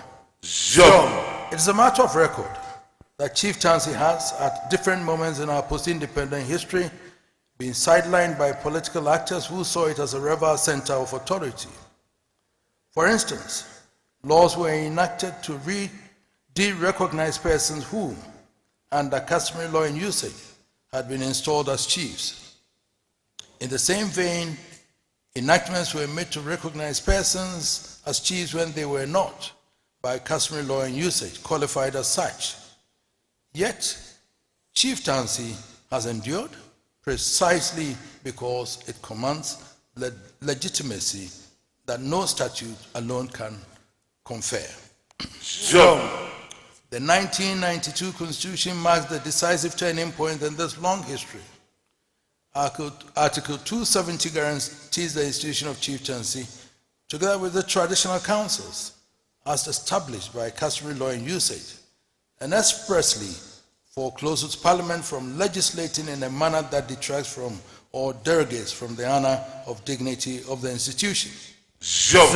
My Lord Chief Justice, this must serve as a notice to all persons, especially those of the bench and bar, that none are intimately familiar with the laws that concern the institution of chieftaincy. The institution of chieftaincy is therefore not merely tolerated by our modern constitutional order, it is entrenched within it and recognized as a co-equal pillar of our governance architecture. Yet, recognition alone does not resolve every question.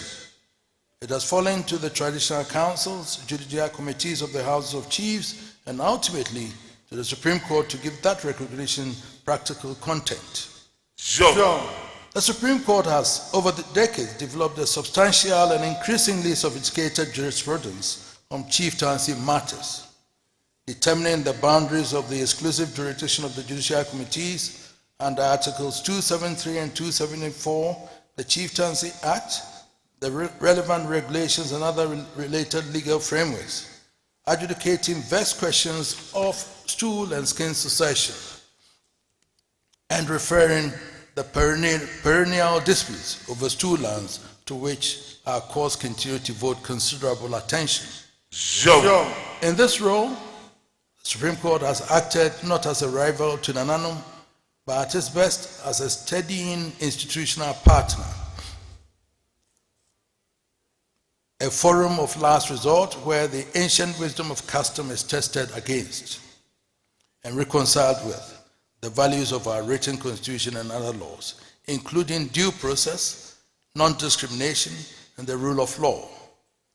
Where custom is unclear, contested, or has evolved with the community that lives by it, the court has increasingly recognized its own institutional humility, deferring to those who lived and inherited knowledge of the custom in question, while standing ready to intervene where fundamental rights are genuinely at stake. We must be candid, though, about the strains in this relationship. Delays in resolving chieftaincy disputes, some spanning generations, have at times undermined public confidence and left communities without settled leadership for unconscionably long periods. Overlapping and occasionally uncertain jurisdictional lines between regular courts and the judicial committees continue to generate satellite litigation. These are not indictments of other institutions. They are the honest growing pains of two systems of authority still learning fully to speak one constitutional language. But I'm sure my Lord Chief Justice would agree with me that from Asantehemaa we are not overburdening you with chieftaincy issues at the Supreme Court, because we're able to resolve them here amicably and everything is fine. So your workload from Asantehemaa, let us do it, and then the others were confusing, settle it with the And yet, ladies and gentlemen, today is rightly a day of celebration. We celebrate an institution of chieftaincy that has proven resilient, adaptive, and indispensable. The custodian of land and culture, the first responder in community development, and the moral voice invoked in seasons of national crisis. We celebrate a Supreme Court that has, notwithstanding the burdens of a young democracy, built a body of chieftaincy jurisprudence of genuine intellectual depth, may accommodate customary governance without extinguishing it. We celebrate above all the fact that these two institutions, the palace and the courtroom, have chosen dialogue over confrontation. The choice was never inevitable. It is the product of successive generations of chiefs, jurists, and politicians who understood that the strength of our republic lies not in the triumph of one system of authority over the other, but in their principled coexistence. If we are honest in honoring the past and clear-eyed in celebrating the present, we must equally deliberate in defining the future. Permit me to offer several reflections on the road ahead. The first is that the machinery of chieftaincy adjudication requires urgent modernization. The judicial committees of the Houses of Chiefs must be resolved, trained, and where necessary reformed so that chieftain disputes are resolved with the speed and finality that both litigants and communities deserve. Justice delayed in matters of stool and skin is not merely justice denied to individual claimants, it is stability denied to entire communities. Second, greater doctrinal clarity is needed on the precise boundaries between the exclusive jurisdiction of the judicial committees and the jurisdiction of the regular courts, particularly the superior court supervisory and appellate roles. Continued dialogue between the bench bar and the House of Chiefs of the kind this very occasion exemplifies is essential to that clarity. And three, in Ghana, the final stages of process involved in the making of a chief is the process of registration of the name of the said chief in the National Register of Chiefs. The roles the various House of Chiefs play in this registration process deserves much consideration, as a role these various houses, particularly the regional Houses of Chiefs, play in the registration process has sparked so much agitations and sometimes controversies. The provision of the law, as contained in the Chieftaincy Act, is that with the National House of Chiefs being the body charged with the responsibility of keeping the National Register of Chiefs in which particulars relating to a chief are recorded, whenever a change occurs in the membership of the Traditional Council or there's an occurrence of an installation, abdicating or death of a chief, the traditional council of the area in question is duty bound to report same to the regional houses of chiefs, and the regional houses of chiefs is in turn under a mandatory duty to report same to the National House of Chiefs for the necessary changes and recordings in the National Register of Chiefs. To be sure, it must be stated for emphasis and for the avoidance of doubt that upon receipt of the CD form from the Regional House of Chiefs, it has a mandatory duty under the law to transmit the forms to the National House of Chiefs.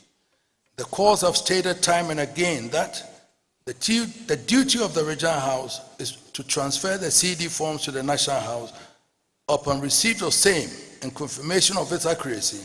It is a mandatory statutory obligation which cannot be flouted by the Regional House of Chiefs.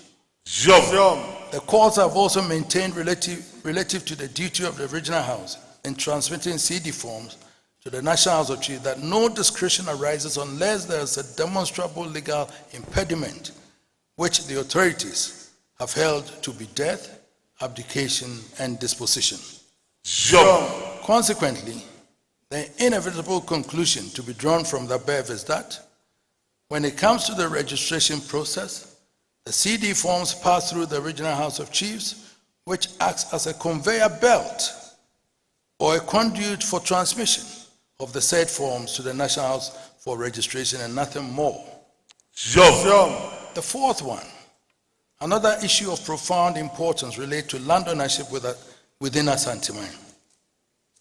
Questions concerning the nature of allodial title, stool lands, and customary interest continue to generate significant agitations, uncertainty, and sometimes litigation. And I had the occasion to comment when I was at KNUST, where those lands have been bequeathed to the university, demarcated by my predecessor, who then was a surveyor before he became the Asantehemaa. And that was a barter trade between us and Osagyefo Kwame Nkrumah to establish that school for us. Some people have the irk and impudence from family heads or something to go and take it to court to ask for 1,000 and something acres of that school land. And with all due respect, my learned friends, some people also followed that. I believe that is wrong. First and foremost, it is imperative to state for emphasis that in Asantehemaa, allodial ownership of land vests in the stools who hold same in trust for the golden stool. There are no family allodial lands in Asante. Therefore, families and individuals cannot hold leasehold, can only hold leasehold or usufructory interest in lands in Ashanti, but never allodial interest in or title. Thus, if a person, a group of persons or family claims usufructory interest in land in Ashanti, same should be traceable to a stool, and that person, group of persons or family should be able to show at least a distinctive customary function that they play or perform as a person, group of persons or family to the stool, for them to continue to exercise their usufructory right over the land, but not allodial interest or title. And thus the Ashanti Confederacy in 1938 decided that all lands in Ashanti are vested in the stools in trust for the golden stool. This is our customary law, which is guaranteed by the Constitution. And please refer to warranty notes and you can find it there. Nana Chairman, the Supreme Court in conclusion, and more broadly the judiciary and the institution of chieftaincy are, in the truest sense, joint custodians of our constitutional order, one speaking in the idiom of statute and precedent, and the other in the idiom of customs and lineage, yet both ultimately in service of the same Ghanaian people. The past has tested this relationship, the present affirms it, and the future, if we are deliberate in building it as our ancestors and founders were in laying its foundation, promises an even more mature and productive partnership within the palace and the courtroom. I thank my Lord the Chief Justice for the honor done me in staging this celebration here in Kumasi, which I felt I didn't want any contempt, and so please come. I salute Nananom present with us today. I salute my lords, of the bench, and that my dear brothers and sisters, the learned friends of the bar. I have the honor, and my wife too also, but when we are in the room, I speak law. I think in practice, Nananum also qualified to be referred to as learned as well. So, Mr. President of the bar, maybe, Madam President, maybe you will think about it. But I will caution not for them to use it for any wrongdoing. And I wish this occasion and the enduring institutions that celebrate long life and continued distinction. Long live the institution of chieftaincy. Long live the Supreme Court of Ghana. Long live our republic. Thank you and God bless us all.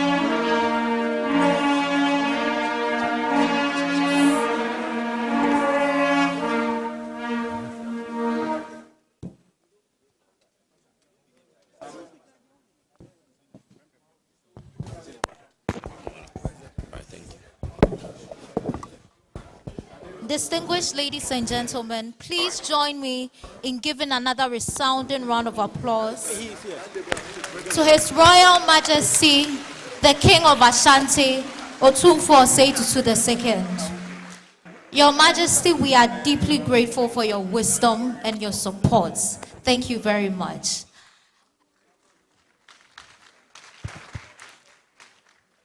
Please, it is now time for us to take another performance from the Justice Club of Prempeh College. Please, a round of applause for them.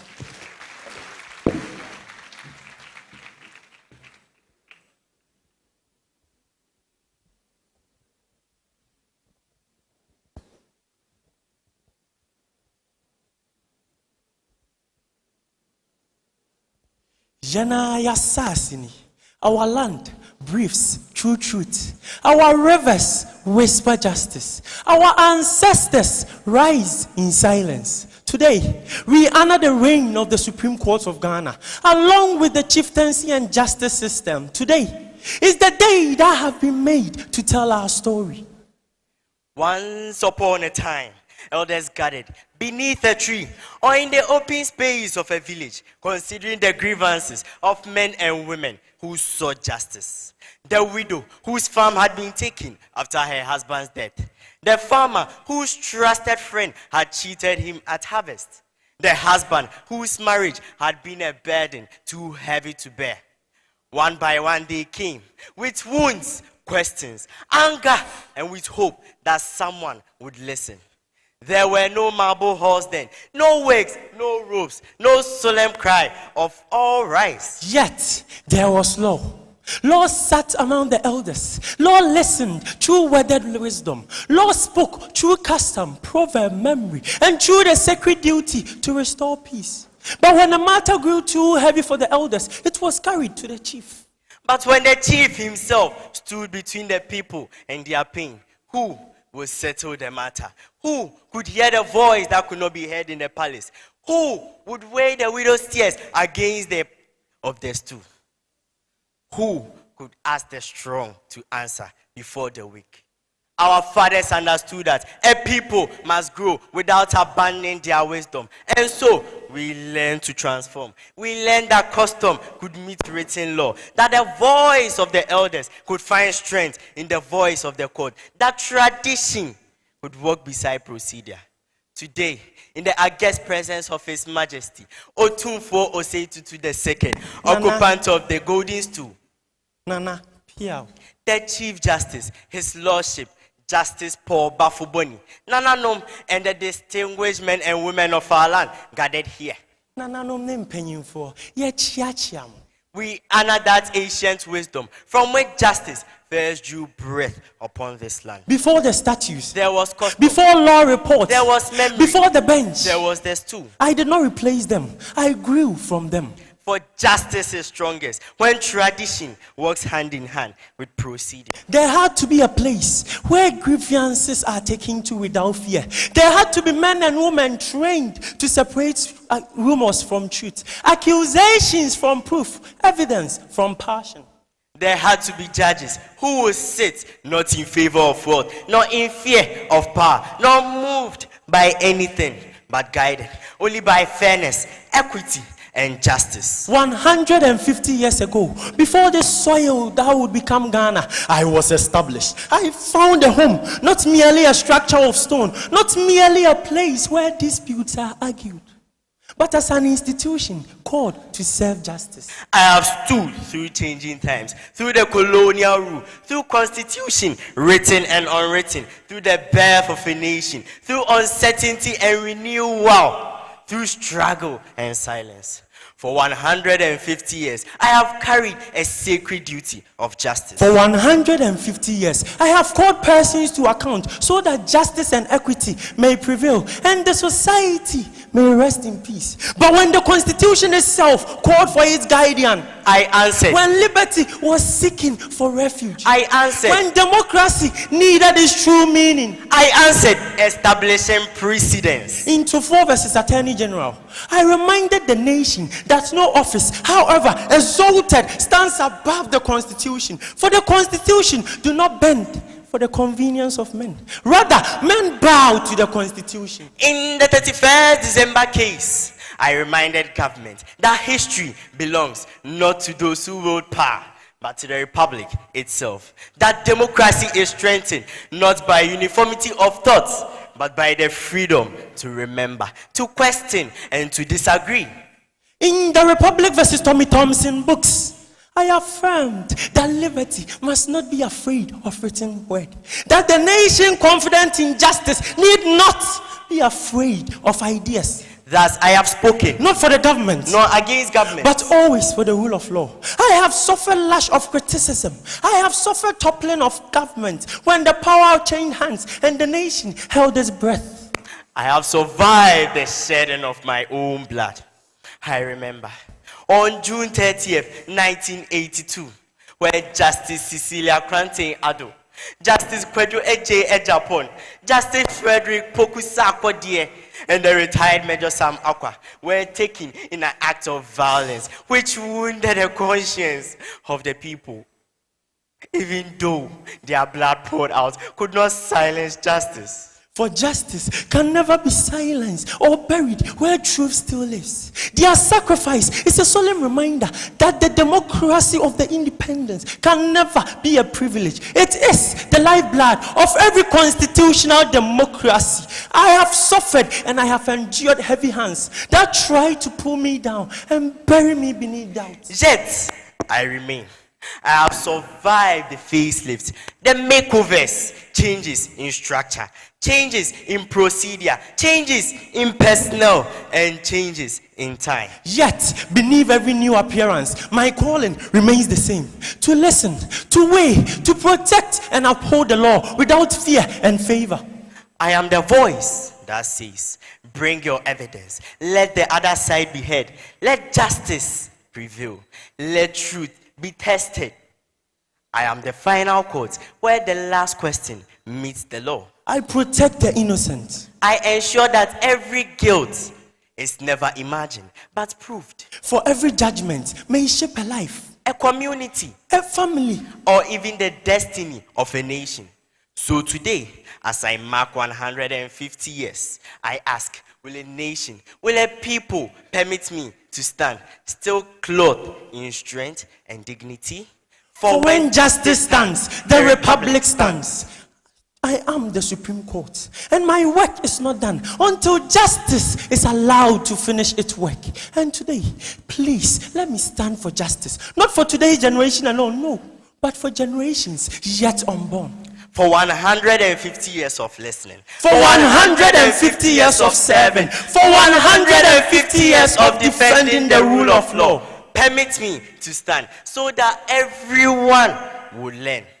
The judges, the leaders, the ordinary citizens. Let justice stand. Let justice speak. Let justice live. Today, as we celebrate 150 years, we say, Ayiko to the guardian of the Constitution. Ayiko to the keepers of truth. Ayiko to 150 years of the Supreme Court of Ghana. I am Edubrobe Kwadumpieni, the chieftaincy. I am Edusei Kwame Michael, the law. And together we rule the nation with justice. Thank you.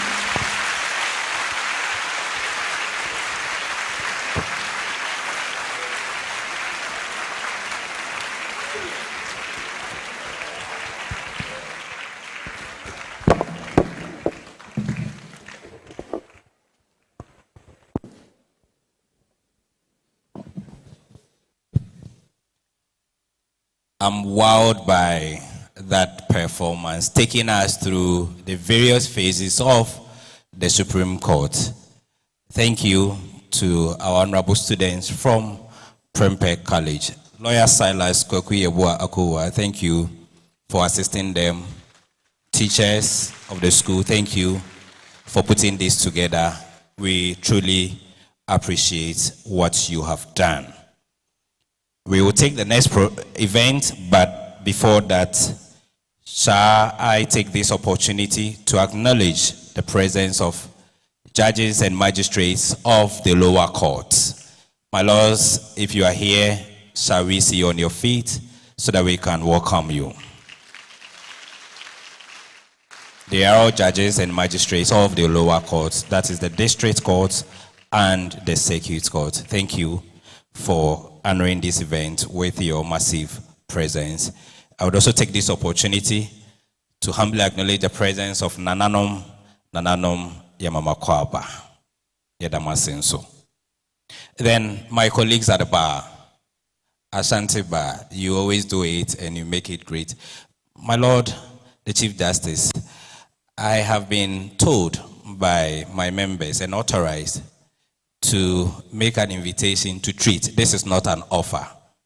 They just indicated to me that in 2024, they hosted a national bar for the conference and it was excellent. And as you can see, I am not sure we have had this attendance at any of the events since we started the 150th anniversary of the Supreme Court. We are just indicating to you that we are ready to host the judges. So if it is possible, let us have the Judges and Magistrates Conference in Ashanti region. This is an invitation to treat, it's not an offer.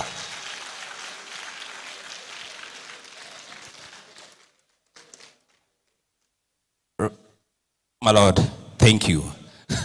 I have given Asida, so you know it's sealed. Respectfully, honorable members of the Greater Ashanti Bar, shall we see you on your feet so that we can welcome you? Ashanti Bar is the best regional bar in the whole of the Commonwealth. It's confirmed. Thank you. We are gathered here to celebrate the 150th anniversary of the Supreme Court, but we are in Kumasi for a reason, and the reason is that for today, we are not just celebrating the Supreme Court, we are celebrating the institution of chieftaincy. And you don't talk of chieftaincy without mentioning Kumasi.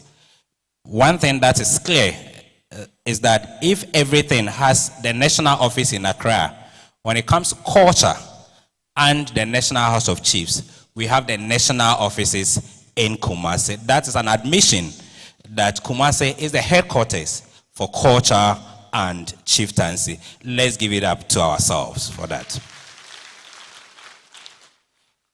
For the next 45 minutes, we are going to have a lecture on the topic that we all know and have gathered here for. I have a very beautiful lady, a member of the Ashanti Bar, who is ready and willing to introduce our speaker to us. May I, with respect, invite Priscilla Adequatin to introduce to us the speaker for today's topic. Please, let's clap for her. She's beautiful. And I like the way she's walking.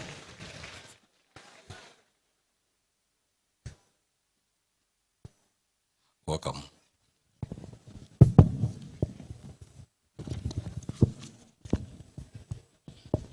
His Royal Majesty, Otumfuo Seitutu II, the Asantehemaa, the Honorable Chief Justice of the Republic of Ghana, His Lordship Paul Bafo-Boni, and with due respect to already established protocol, it is my profound privilege to introduce to you the guest speaker for this august occasion. Our guest speaker for today will be speaking on the topic, the Supreme Court and the institution of chieftaincy, the past, present, and the future. Our guest speaker is the director of the Manhyia Palace Museum. He was previously the director of the National Museum of Ghana. He has written on African art and architecture for the Commonwealth Heritage Forum and on UNESCO heritage sites. He has edited 4 anthologies of African short stories and has a poetry collection called Keeper of the Remains. He's a biographer of the Nigerian Nobel laureate, Wole Soyinka. He is lead editor of Crucible of the Ages, and with Professor Emeritus of Edmond College, Oxford, Lucy Newley, May Their Shadows Never Sink. He has served for years as advisor on international development cooperation to the former president of Ghana, His Excellency John Kufuor, on, among others, the UN World Food Programme in Kenya and Ethiopia, and with the Geneva-based Interpeace. He also served as an advisor to the former UN Economic Commission for Africa Director, Dr. K.Y. Amwako. This is aside being a resident research analyst on Rwanda and in soft commodities and redevelopment of cocoa, coffee, and rice in La Côte d'Ivoire and Liberia. A historian of the Bank of Ghana, he wrote the 600-page Central Banking in Ghana and the Governors.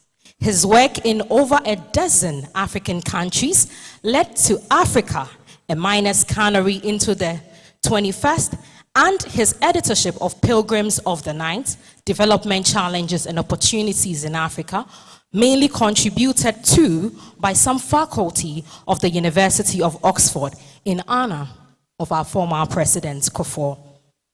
In public service and international relations, he was deputy director and later served as minister counselor at the Embassy of Ghana in Washington, D.C., and at the High Commission in London. He was one of Washington, D.C. African Institutions anthologists on the foreign policies of 2 U.S. presidents called Assessing George Washington Bush Africa's Policy, Assessing Barack Obama's African Policy, and African Leaders. A fellow of the Council on Foreign Relations, he is editor of its journal, The Baobab. Ladies and gentlemen, our guest speaker has received 24 awards, honors, and grants from around the world, including the second African to receive the Distinguished Friend of Oxford and the Korean International Institute for Economic Policy. He is a member of the Order of Volta.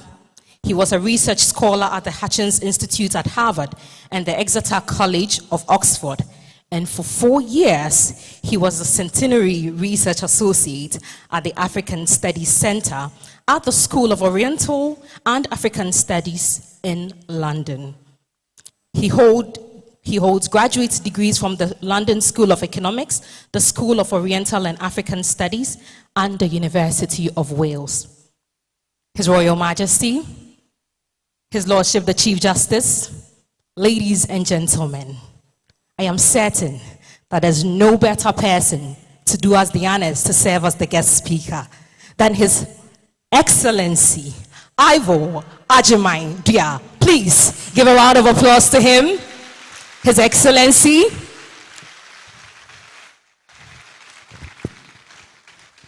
You have to keep clapping until His Excellency gets in.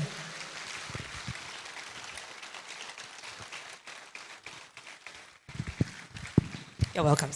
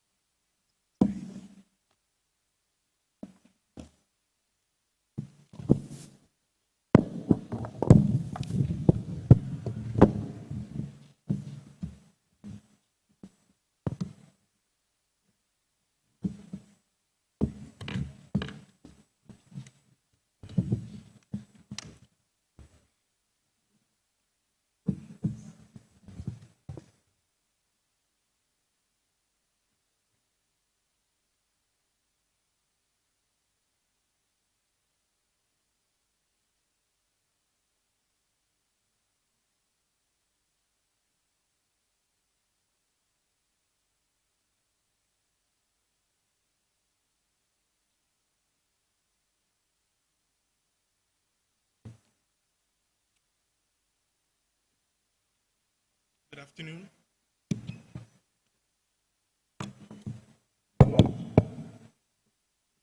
Good afternoon. I don't know what that's working.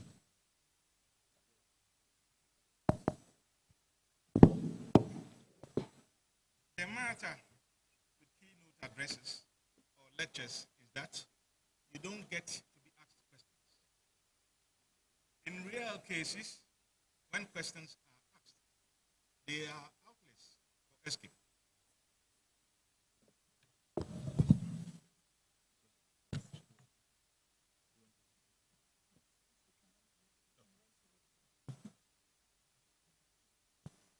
I will begin.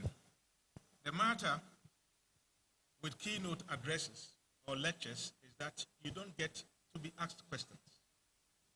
In real cases, when questions are asked, they are outlets for escape.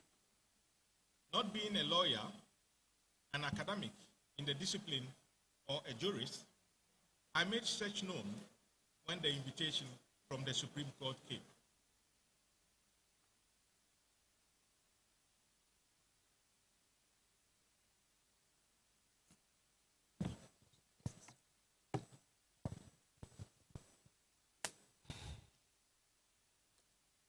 Second time trying. Yeah. The matter with keynote addresses or lectures is that you don't get to be asked questions. In real cases, when questions are asked, they are outlets for escape. Not being a lawyer, an academic in the discipline, or a jurist, I made such known when the invitation from the Supreme Court came. I was informed that I was invited as a contemporary historian, not in the sense of legal history, but nonetheless within the broader metrics of the social sciences.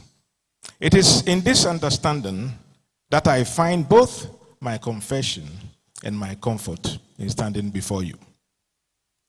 We have come to know of two strands of history: Islamic history and ethos, which had been inspired by our pre-Gold Coast connections with the Sahel and other geographic regions, and Western or Christian historiography.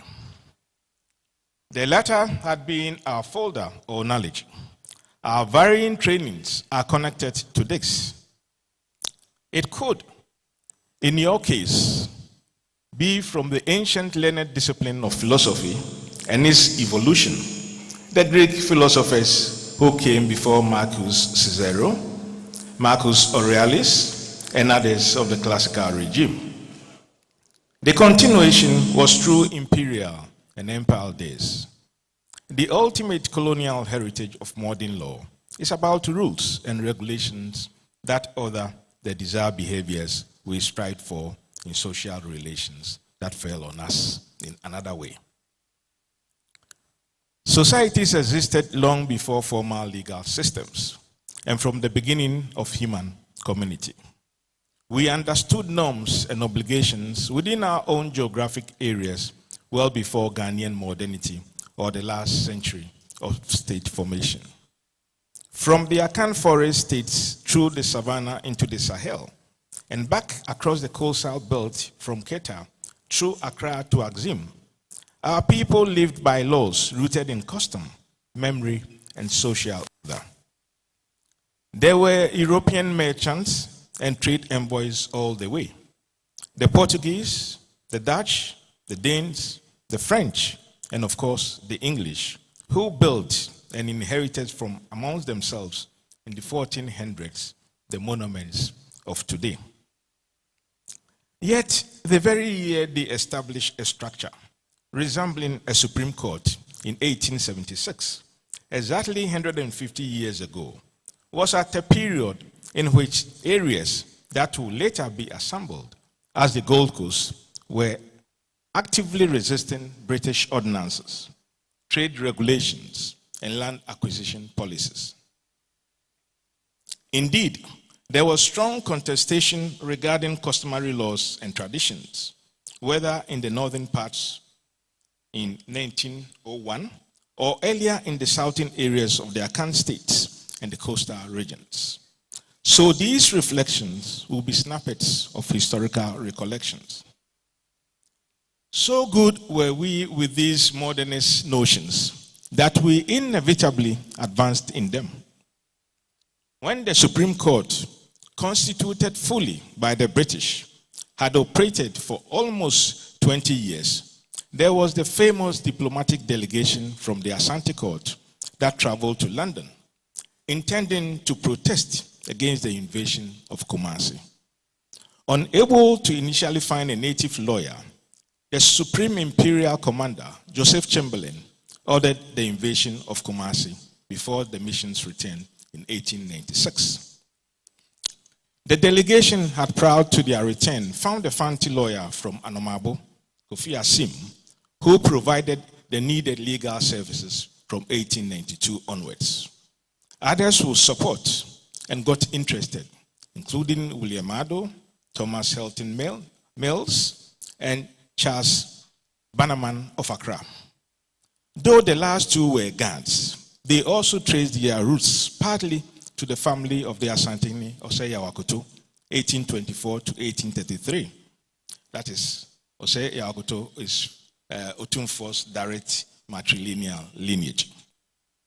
Other lawyers and intelligentsia, again, from the Cape Coast and Accra, will support this effort, not least the Fanti Africanists from the Gold Coast, J.E. Casley Hayford, who had impressively graduated from Cambridge University in 1893 at the age of 27, and subsequently from the Inner Temple in London. Though he was unable to do much, he tried again when he succeeded John Mensah Saba as president of the Aborigines Rights Protection Society, as counsel and a campaigner for Prempeh's return to Kumasi from exile in Seychelles when he started practicing in the Gold Coast.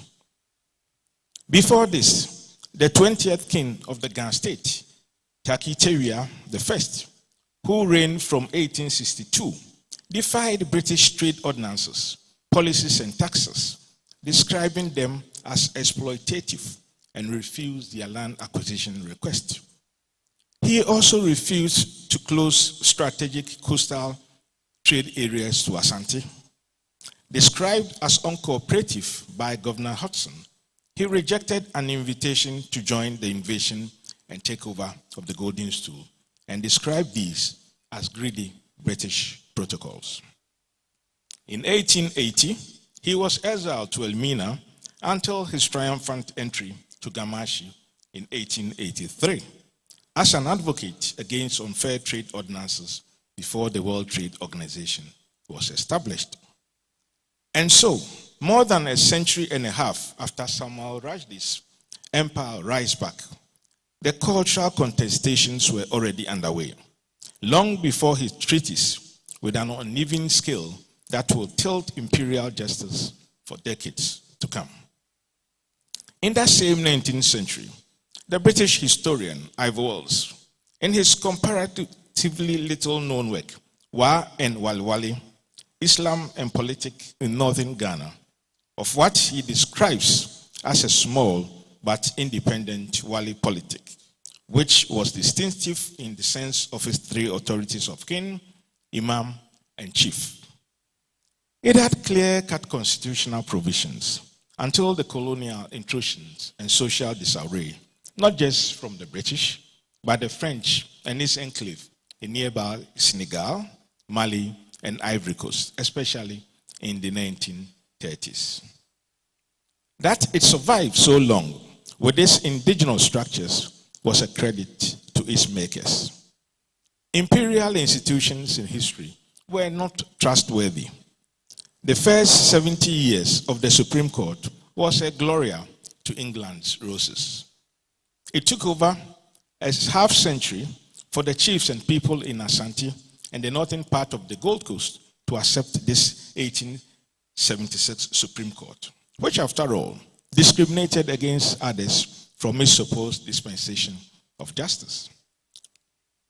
It was after 1927 when the first Asante lawyer, Sir Edward Asafo, started practicing in Kumasi and supported the Asantehemaa Prempeh II in the affairs of the Asante Confederacy Council from 1935, that some relief came. This was also, and at the time, the legal and cultural avant-garde, Sir Samuel Okai Kwashi Aiden, another collaborator of Prempeh II, who helped to establish the cultural center in Kumasi. That some foundational confidence was built in these British courts. It took another generation from the 1940s. Victor Owusu, Joe Appiah, Kwabena Kesi, Ifa, Thomas Toto, later Justice Edusei, Dr. Taylor, and others to give more confidence to this system. Victor Owusu at one time was described as the best lawyer Asante had produced. And when he passed, the national papers came to the conclusion that he was the best attorney general ever, which view was endorsed by the former president Nana Akufo-Addo.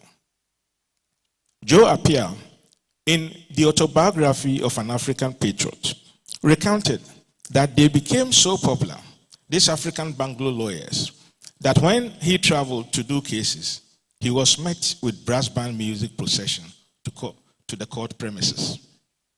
He and his friends hardly lost cases. It had been a journey from 1876 situation of unbelief and unacceptability to eventual embrace. Since November 2008, Kumasi has had a Northern Appeal Court representing 9 regions. From the Asantehemaa Kofi Kakeri's hostilities to the British justice system prior to 1874 to Otumfuo Osei Tutu II has seen progressive growth and collaboration, including the latter giving acreages of prime land for construction of judicial facilities and courts in Kumasi.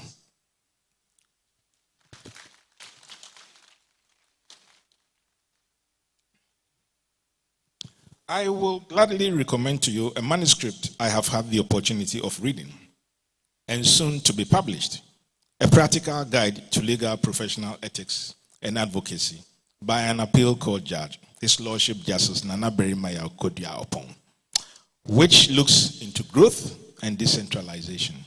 As for some of the practical and sensible recommendations he makes, you might as well find out yourselves.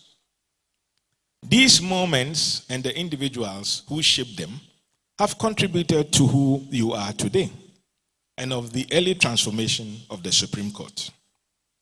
The Ghana Bar now numbers over 11,000 lawyers with few hundreds of judges. If we were to conduct a census of legal practice today, it is almost predictable that sooner rather than later, every household in this country could produce a lawyer.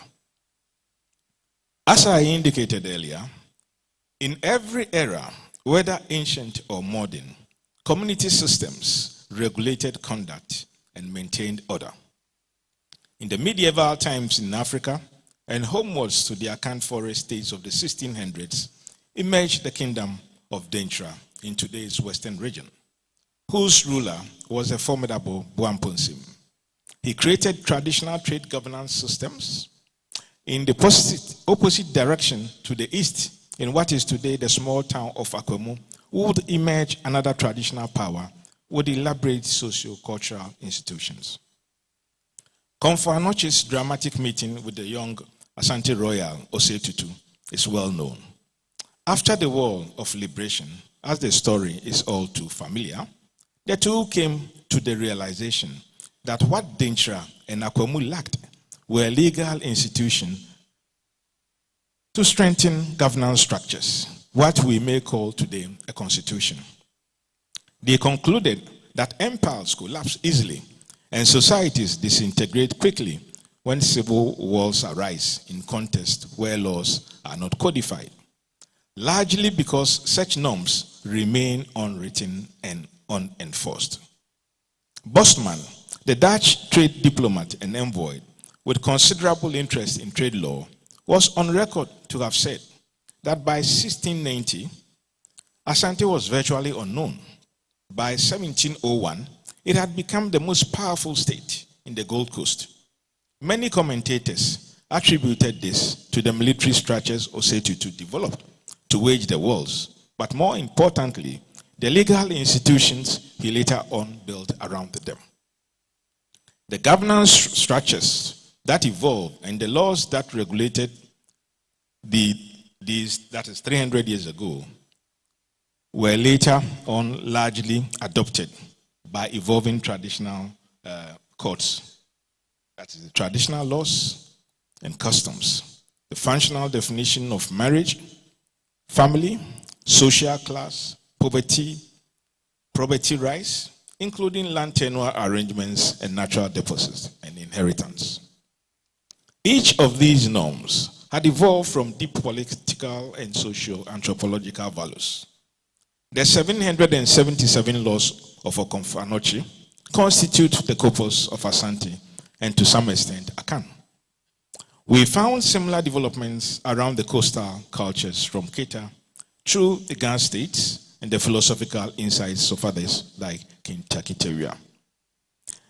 These norms have never been sacrosanct.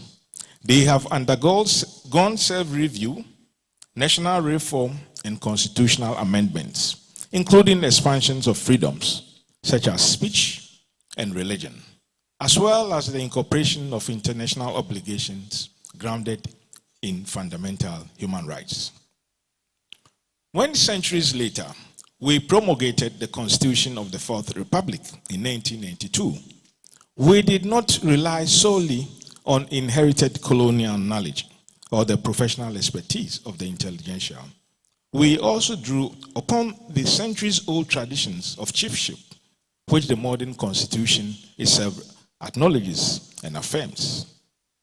Some of the leaders involved in the making of the Constitution were themselves royals, grounded in these older traditions, yet carrying additional identities as modern professionals, including UN consultants. Among them was Nana SKB Asante, who led the process in 1991 as chairman of the Committee of Experts. I also recall another key figure who chaired the business committee of the subsequent Consultative Assembly, the Dwabenhene Nana Otiosrebo, who will later become the chairman of the Council of State, drawing on the same enduring values of the traditional past and heritage. There were members of the regional and national houses of chiefs involved, and if my recollection serves me right, the Ghana Bar Association boycotted the process. Some of your senior and diseased members felt offended with the inclusion of market women and traders for an exercise whose outcome had implications on them as well. The 1992 Constitution has endured for 30 years, the longest surviving constitutional order in nearly 70 years of post-colonial governance. And the Supreme Court has worked with it as faithfully and effectively as it could. On 2 occasions, when this country stood on the brink of presidential electoral disputes with the potential to descend into conflict and destruction, the court delivered stabilizing judgments rather than the partisan outcomes sought by either the MPP or the NDC. In doing so, it preserved the peace and safeguarded the republic.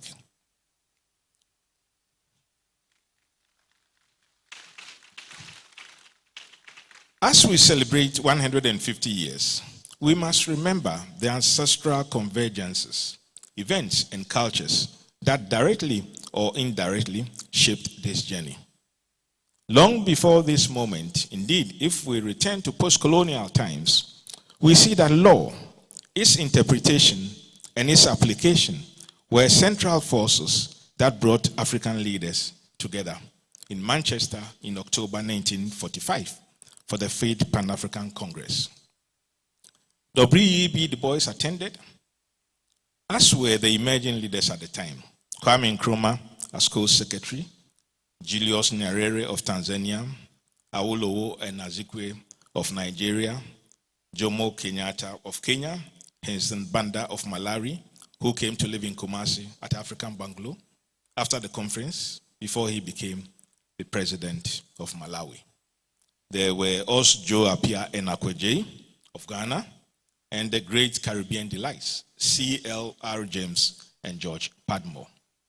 Many of the 200 attendees were lawyers and law students, and Nyerere was so convinced of the importance of some of the Roman laws, including matricide and Africa's quest for independence, that he translated Shakespeare's Julius Caesar into Swahili. Even Nkrumah, solid as he was intellectually, thought he needed a PhD in law from the London School of Economics before finally coming home. If the Gold Coast and Africa were to be independent in the 1960s, it was not just on the face of it, as the same law was to be realigned for development. Land economy and ownership, which for centuries had been controlled by chiefs based on traditional family and state customs. How then would these realignments remain compatible with the transition from an agrarian economy to a modern system of estate and commercial production, one driven by cash crops such as cocoa for export and the rise of capital-intensive cultivation? A good part of the Supreme Court's work has also been the resolution of disputes over inheritance and claims to traditional leadership and land, matters whose potential to trigger conflicts has always been present. Every region in this country has had chieftaincy disputes ending up at the Supreme Court on these. And the most protracted one, including those of Gabon and Boko, until recently had been pending for over 70 years. Law and Supreme Court rulings could be another aspect of growth, from interest rates, balanced money supply at central banks, and international financial intermediation, with implications on loans and debt sustainability, all of which are getting complex. From when Queen Victoria's Jewish Prime Minister, Benjamin Disraeli, first used the sovereignty of the United Kingdom without paying a pound as a shareholding instrument or equity 167 years ago during the construction of the Suez Canal, it's become more than an economic intelligence or tool. The tool has developed legal rings in multilateral agreements. Many central banks today have large legal departments dealing with economic governance and interpretation by the Supreme Court sometimes. Notwithstanding that, we also know that systems are human creations. Opimso Osei the First understood these principles in the formidable laws he established. Yet, even that foundation, Asante experienced a prolonged civil war in the 1820s. And in the modern era, from the enactment of new laws in 1954, when Nkrumah became leader of government business, through the First Republic and into the Third, Ghana has witnessed repeated abrogation of constitution by self-styled liberation soldiers who replaced constitutional orders with decrees. In those circumstances, the maxim that the law is in the bosom of the judge could not hold. Instead, what emerged was mere thraldom in the bosom of the nation itself, culminating in the institution of Martyrs' Day on 30th of June 1982, in remembrance of the Jews who were murdered in cold blood. In the mid-1980s, the former president of the Ghana Bar Association, the distinguished Joe Appiah, reflected on the meaning of freedom in one of his short essays, Who is Free?, written in the aftermath of the murders of Justice Fred Poku Sarkodie, Justice Cecilia Cranton Addo, Justice Kojo Eje Ejapon, and Major retired Sam Akwa. He recounted an encounter with a commercial driver who had parked at a chop bar. His vehicle boldly inscribed with the haunting question, who is free? When out of curiosity, he asked the driver what might have motivated those words. His countenance changed. He said, "You can see I am an ordinary driver, not usually counted among those who matter in this society. A few months ago, just before my uncle bought me this vehicle, it was reported that 3 high court judges and a retired army major had been abducted from their homes and brutally murdered and their bodies burnt. If these important people in the society can suffer such fates, who is free in this country?" The driver told Joe Appiah. 150 years have given us pride in professional growth and have carried us through the challenging transition from traditional laws and ordinances into modern legal system. They have left us also with the enduring unanswered question, who is free? It is a question that continues to shape our understanding of the rule of law and judicial independence. It echoes through the experience of just and unjust laws, through the conduct of fair-minded authorities at the apex of public life, and through the postures of political apologists who stand on the horizon of national discourse. My grandfather, Thomas Boiting, a Chivili of the French Order of Arts and Letters, who co-founded the Alliance Française and was in the 1990s a close housemate of Kwame Nkrumah at Agri House at the Prince of Wales College, now Achimota School. He completed his studies with Kwabena Akukosa at the University of Durham in England at different times. When that generation returned to the Gold Coast, they reimagined an independent nation with integrity and boldness.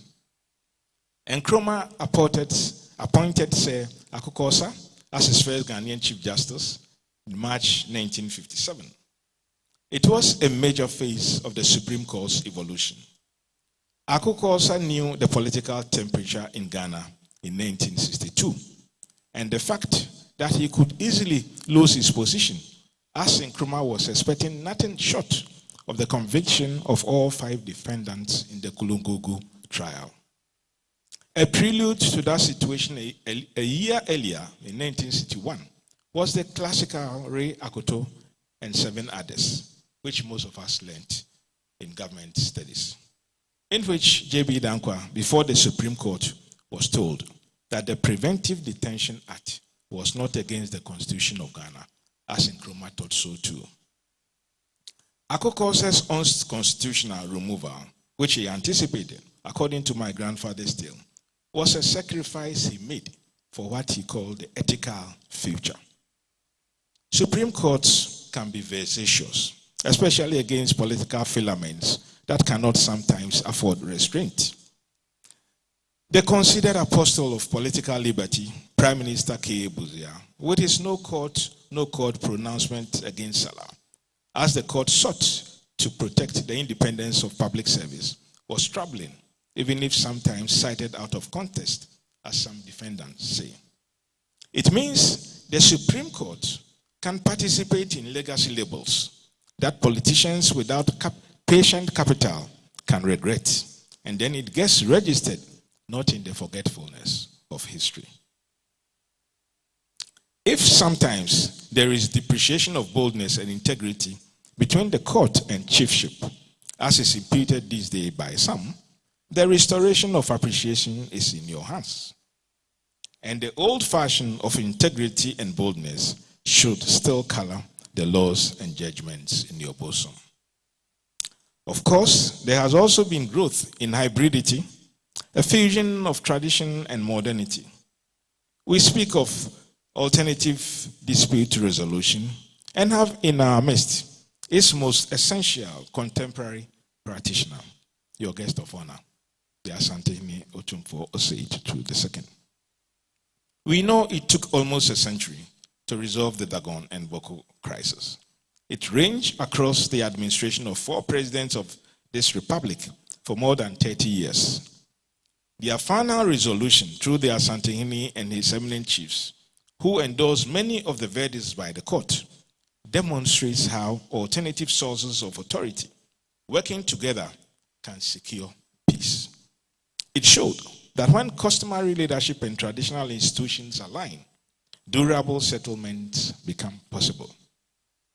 In what was an impressive remark the Asantehemaa made when presenting the report to President Akufo-Addo, he affirmed that nobody was above the laws of Ghana, including the protagonists of the strife in the north, and including he himself.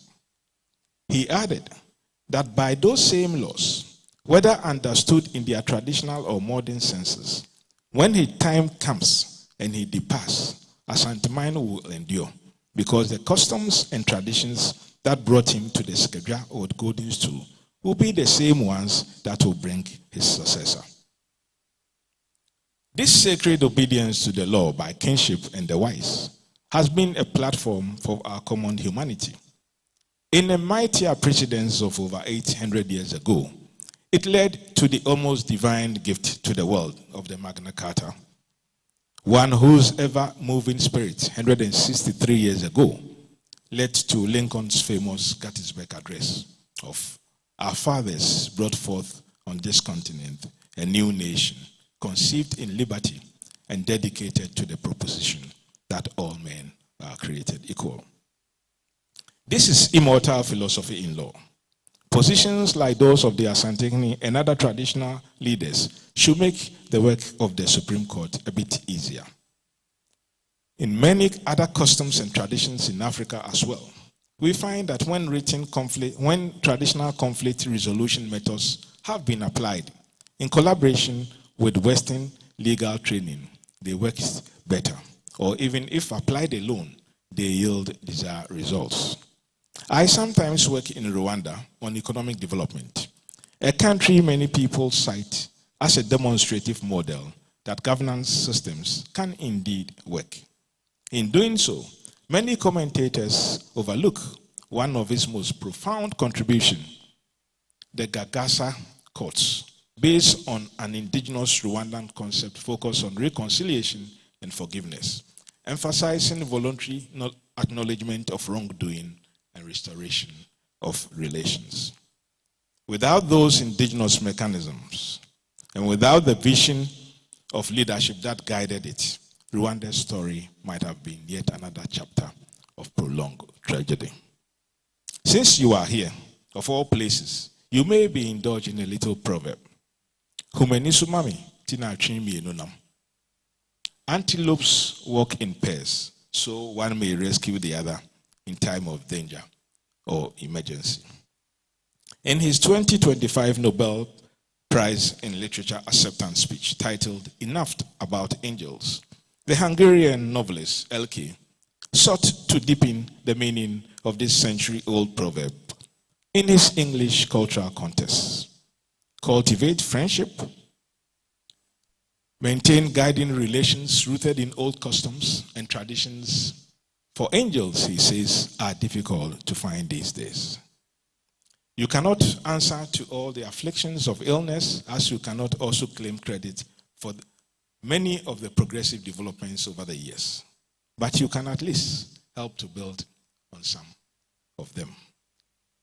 I don't think judges and lawyers are people who easily take the advice of lay people. And Otumfuo has given enough recommendation and advice on this in his remarks. So I will leave that as it should be. probably is also my only opportunity to speak to you with confidence, even if with a touch of pomposity, if it comes across as such, without contempt being imputed to me. And I pray that nothing in this life will ever compel me to stand before you when you sit upon your benches. I do not intend to come to you by any chance. Happy celebrations.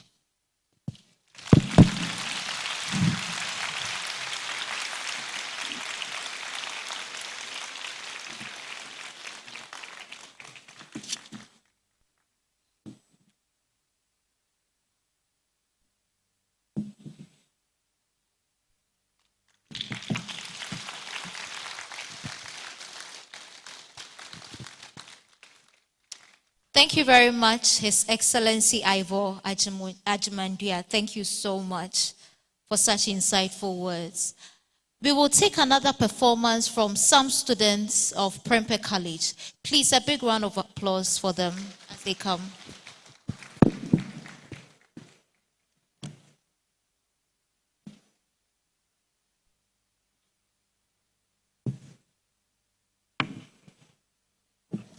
I'm sorry, please, from Kumasi Anglican School.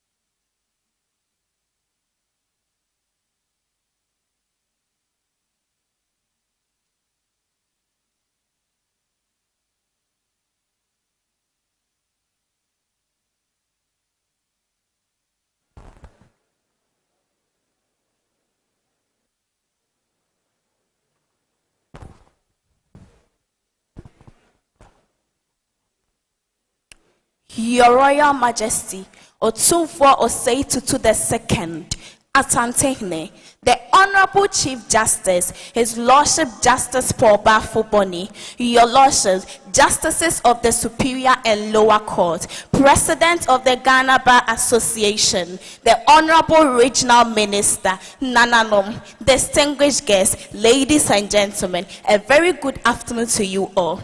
It is both a great privilege and a profound honor to address a distinguished gathering on the title, The Institution of Chieftaincy and the Supreme Court, the past, the present, and the future. The Supreme Court is Ghana's highest court in the judicial system. It is responsible for interpreting constitution, protecting rule of law, and serves as the country's final court of appeal. Its history reflects the political and constitutional developments from the colonial rule to the present. The Supreme Court traces its beginnings to 1876 when the British colonial government established the Supreme Court of Judicature for the Gold Coast through the Supreme Court Ordinance of 1876. The court replaced earlier colonial judicial arrangements and became the highest court in the Gold Coast colony.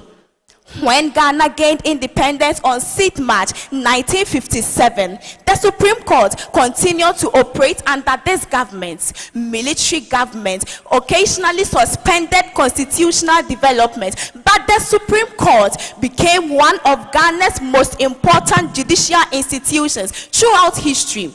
The current Supreme Court operates under the 1992 Constitution, which came into force on 7th January 1993.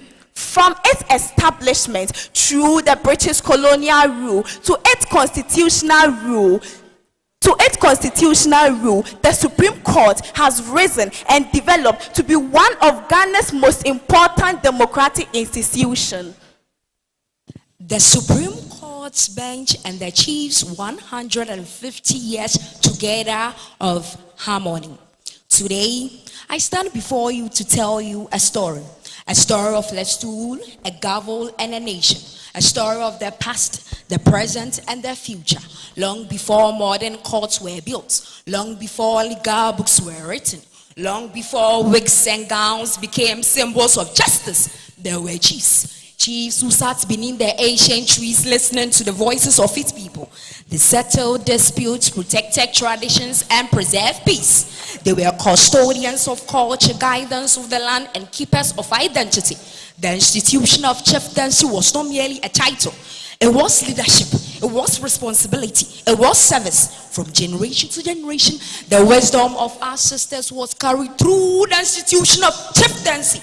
But as time moved forward, our nation grew. New laws emerged, new systems developed, new challenges appeared, and then the Supreme Court stood tall, the highest court of the land, a symbol of justice, equality, and rule of law. Some may ask, can the traditional and modern laws work together? Can the chief stools and the judge bench share the same vision? The answer is yes, for both seek justice, both seek peace, both seek order. Today, the Supreme Court protect the Constitution, whilst the chief protect their customs and traditions. Neither replaces the other. Instead, they complement each other, like two strong powerhouses holding up the same house, the house called Ghana. Yet, the present brings some challenges: chieftaincy disputes, land conflicts, succession disagreements. At times, these issues divide families, communities, and even the entire region.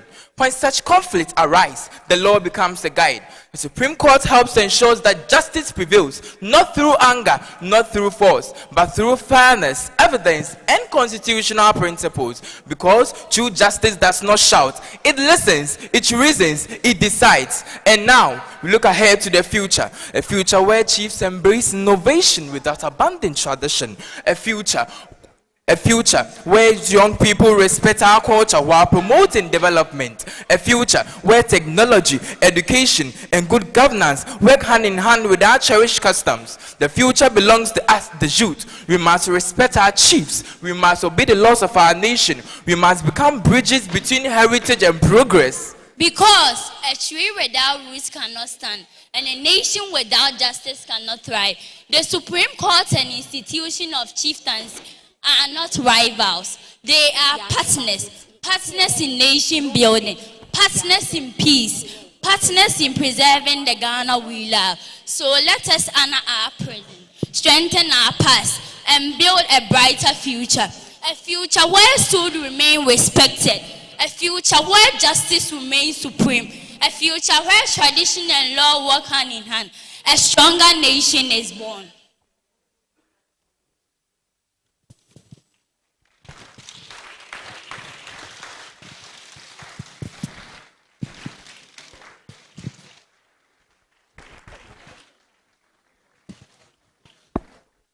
Thank you.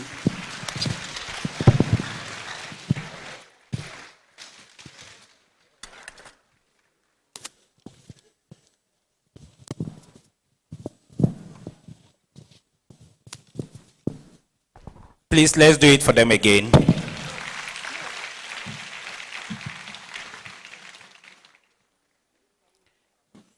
Earlier on, I stated that even though we have not signed a case completion plan, we are still managing time.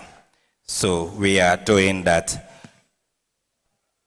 I listened to the guest speaker, and what he said got me marveled. It is said in Tree, Penny Jariria Nensuasa, but not at the law court. Once we have lawyers gathered here, we cannot let all that he said just slide. We would have to interrogate some aspect of it, highlight the key points that he made, so that we will leave here with a lot. We will do that, but let me acknowledge the presence of the first Deputy Speaker of the 8th Parliament of the 4th Republic, Honorable Joseph Osei Iwusu. A proud member of Asantehemaa. Asantehemaa has a caucus in Parliament, for those who do not know. The last time I was there, he duly acknowledged my presence, and I was very proud as an Asantehemaa member. May I also acknowledge the fact that we have some participants joining us online. So my lords, my friends, members of the bar who are joining online, you are duly acknowledged. We also acknowledge the presence of the media for your great effort. You have heard contempt several times. You are in the habit of taking pictures and not giving the pictures to the owners. Please, if you don't want to be in content, make sure you deliver the pictures to the people. They are not for you. Am I in your good books? Right. In line with protocol, I am informed that His Royal Majesty Otumfuo Osei Tutu II shall be taking leave of us at this stage. So shall we be on our feet with a standing ovation as we usher out His Royal Majesty the Asantehemaa. Together with the Honorable Chief Justice.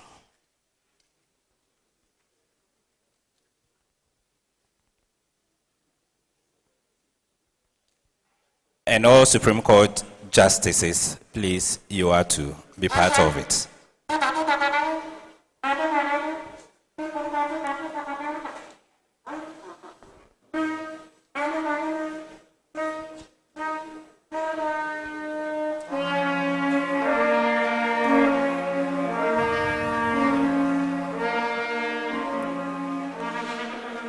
The program has not ended. We're going to have a panel discussion for 15 minutes to interrogate what was delivered to us by our guest speaker.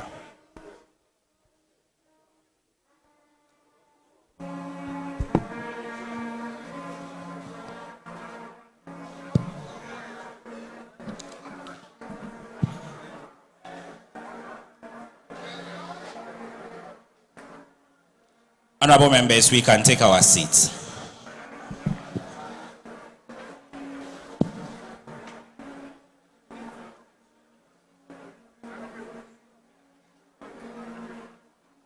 For those who just joined us, we have the washrooms at both sides of the auditorium. When you exit at the right side, straight ahead of you, you would have washroom. When you exit at the left side, it's the same.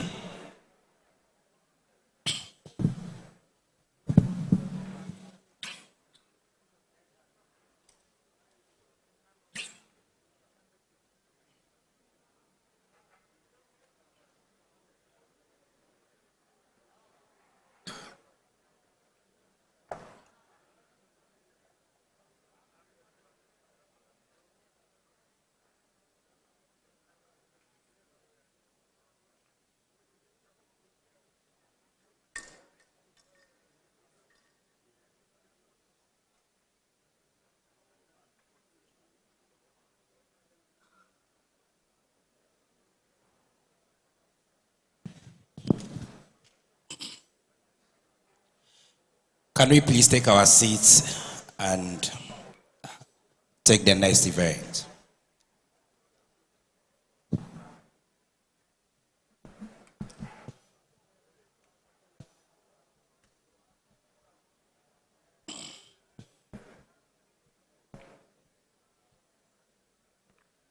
Whilst we settle, may I also acknowledge the presence of members from the academia.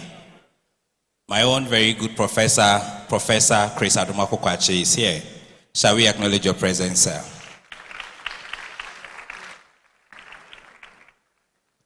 Right.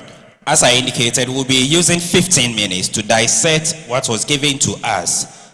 And considering the topic that we have just been lectured about, we are privileged to have with us a judge, a lawyer, and a chief to help us interrogate the issues raised. So our first panelist for today's event is Justice Nana Berima Yao Kodie upon Justice of the Court of Appeal.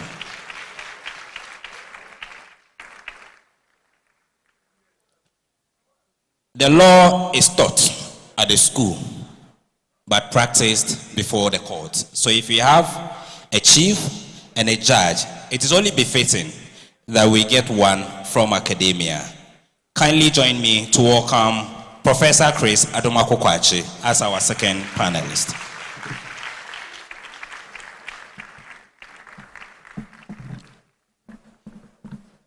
We are giving each panelist 5 minutes to highlight certain aspects of the presentation, and after that we will take 3 questions from honorable members herein gathered. It is said in Chi, Mikobi na mankebi, yasini bibia. So once you are here, please say some. My lords and Prof, you're welcome. A lot has been said today, and we have been lectured, if I may put it that way. But what touched me from the presentation was the highlight of the work that the Supreme Court has done over the years. Nana, being a judge and a chief, may I find out from you first how the Supreme Court has impacted on the institution of chieftaincy for this 150 years? Thank you very much, and good afternoon to my colleague judges, the lawyers, Nananom, and everyone here. I think sometimes we forget about what I consider to be, or those I consider to be the most important persons when it comes to administration of justice, and it's the citizens of Ghana. In actual fact, the work we do as judges was established by the people of Ghana, who are supposed to be the judges.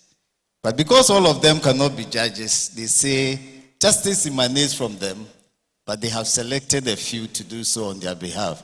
So for me, the key people we need to celebrate, among others, my first choice is the citizens of Ghana, who have given us the work in the first place. But I will narrow it down to also those bold and courageous people who came to court in the first place.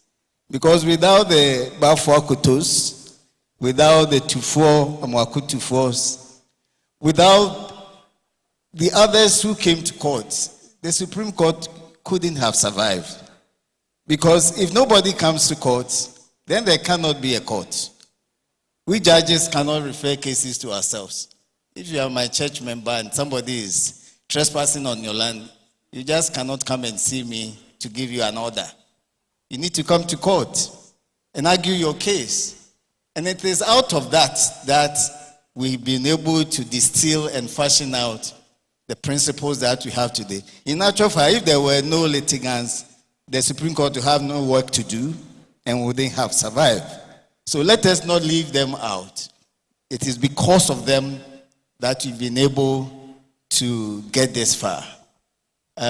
Even though we insist that as much as possible, disputes should be settled between the parties, we also need litigants to come to court so that we can settle with finality their disputes, even if we want to encourage settlement of cases in the homes. Now again, I would think that another aspect we need to look at is further decentralization of the courts. I've said it before when Otunfo donated a plot of land to construct a modern structure for the Ghana School of Law, that years ago, when it was an abomination for lawyers to represent litigants in Kumasi, then it came to 1927, the chieftaincy institution was granted the opportunity to adjudicate on cases. There was one that started in the early days in 1927, and which I think arguably is the longest case, which ended up in 2023. 96 years of one dispute. Well, let me be boastful. I was happy to say that I won it for my client. Anyway, so the chiefs have been involved. Some of the cases had to be enforced by the chiefs. You mentioned the dispute cases were mentioned. After the years of adjudication by the court, it still took traditional leaders to ensure that the judgments issued by the court were enforced. And so I think that, without sounding repetitive, it should be important for us that if nothing at all, chieftaincy cases that have been determined by the National House of Chiefs should not be taken to Accra. There should be possible for the Supreme Court to sit in Kumasi and determine it. And I may add to that jurisdiction, even sit on land cases that have commenced in courts in the northern part. To end here, this may sound strange, but as I said, if from the beginning it was trained for a lawyer to represent a person in the Ashanti region, now we had a district court, circuit. Court of Appeal used to be in Accra alone. Nobody ever thought of it being taken to Kumasi, even as there was a time we used to sit in Kofrodia. We still do, but online. So my point is, if we need to decentralize the judicial system, we should also consider, even if not a building in Kumasi to serve the northern part as Supreme Court, at least there should be Supreme Court sitting over cases that have been determined here without it having been brought to Accra. And I think to a large extent, the load will be reduced. Of course, it will also give opportunity for many judges to be appointed to the Supreme Court. If it comes to me, I will accept it. Thank you. Thank you, Nana. Prof, let's take it from the side of academia. Let's look at the contribution of the Supreme Court to our jurisprudence, how the court has helped to shape our jurisprudence over the last 150 years. Right, thank you very much. And once again, I'm grateful for the opportunity given to me. Now, with respect to disputes, to the extent that one party is not satisfied, it is better to continue and reach the apex court rather than resort to self-help or violence. And so when we look at a lot of decisions, although some decisions reach the Supreme Court, the court will make a determination, but still you would have some challenges. And microphone. You would have some challenges. And I can cite two examples. We can look at the Dabon case, where it was determined by the Supreme Court. We were all supposed to see that that was the finality, but there were still misunderstandings. And it took the role of His Majesty and other eminent chiefs to resolve that particular issue. There are also instances, at least in Kumasi here, I can mention the late Nana Ponko Bafo. The Supreme Court made a determination, but after that determination, there was still misunderstanding.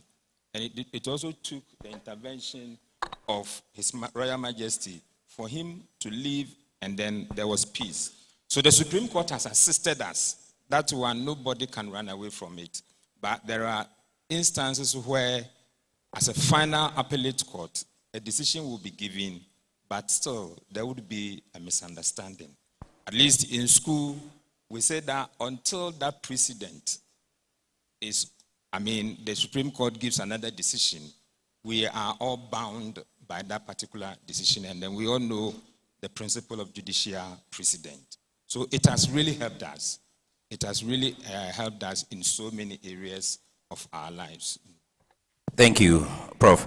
Before I take questions from the other members present, Nana, I want to come to you again. When you take a look at Ghana over the last 150 years, we have gone through turbulent periods. I am wondering how the Supreme Court has been able to survive for all these years in the face of all these difficulties. Well, thank you very much. Number one is because we have men and women as citizens who are prepared to even become martyrs for their own integrity. Personally, they are prepared not to sell their conscience, and they are prepared to even maintain their own positions on a matter to the extent that they understand the law. No political or other forms of interferences have pushed them to rather give a decision that everybody can maybe say that this was outrageous or a travesty of justice. So we are lucky in this country to have such men and women. So even when 3 of them were murdered for speaking the truth to power, none of them really became afraid or were prepared to just save their lives instead of their job. So they pursued it, and through military rule, through threats, and all the indications of interferences, they continue to serve the nation. In other countries, you may not have such bold men and women. We are lucky to have them, and that is our pride. Without that, there's no way we could have come this far with the Supreme Court being 150 years today, and we having heard very little criticism from genuine personalities. Some say that some people have lost trust in the judiciary, but I say on the contrary, not because I'm one, but if you open another 100 courts today as we did 2 years ago, those courts will still be full. It's a testament to the fact that Ghanaians understand that it is the court which is the place they will go for justice. And they know that if they fail at the Supreme Court, probably they will have to leave it to the Lord in prayer. Thank you, Nana. Nana, before I come back to Prof, may I take questions from members present?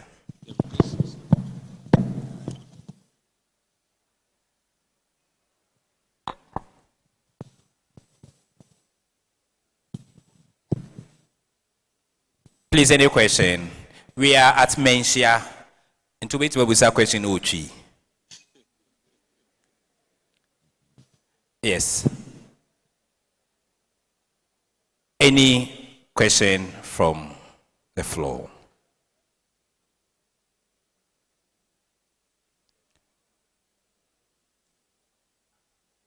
I take it that there's no question from the floor. Prof, I will take a very last one from you. What suggestions, if I may put it that way, would you make going forward? We are looking at the next 150 years. Where do you want to see the Supreme Court? To add to what Nana said, it is to see them making sure that the law is interpreted to affect positively every development that's supposed to be done in the country. And when the speaker was speaking, he mentioned the relationship between law and development. And then I also listened to the fact that chiefs are those who own the land. At least in Ghana, we know that natural resources, the commission that was passed in 1950s, presided over by Boating Commission, vested all natural resources in the state for the benefit of the people. With respect to how we can rely on these natural resources for our development, there is a missing link. And the missing link relates to how we have failed to use the law for purposes of ensuring that we get the needed benefit from our natural resources. We have law firms in Ghana. Anytime that a multinational would want to come and invest in Ghana, they engage them. Look at your laws. I want you to advise me in this particular area. The advice that goes, and then when they are coming to sign any agreement, you cannot go out of the law. And so we need to make sure that the international norms with respect to exploiting natural resources is part and parcel of our law. And in looking at that, the Supreme Court is a place where some of these legislation can be tested so that we get the benefit of the natural resources as well as the land that is there. A typical example is Uganda. When they found oil, they decided that we need to commission a study. And the study, one of the suggestions they got was that it is important for you to ensure that the resources, part of it, stays in Uganda and refined for the East African community. A lot of multinationals, they came around. They did not agree to that.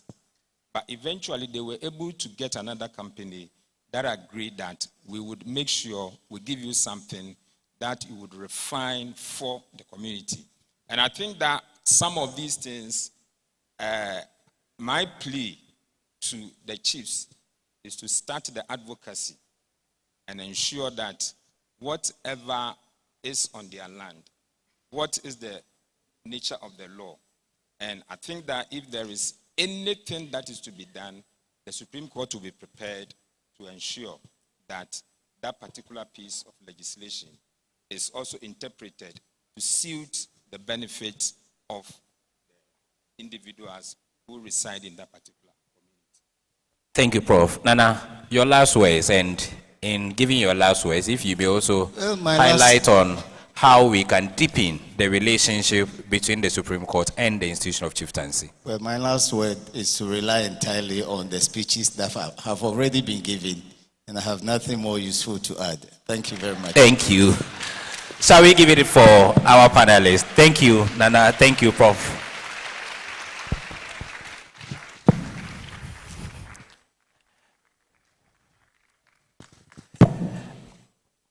At this stage, I also have nothing useful to add. I would invite the chairperson for the planning committee, my Lord Justice. Very well. My Lord says I should rather invite the chairperson for today's occasion, MAanhyia of Sefi Anyaso Ojiahoho Yao Chibi, for his closing remarks.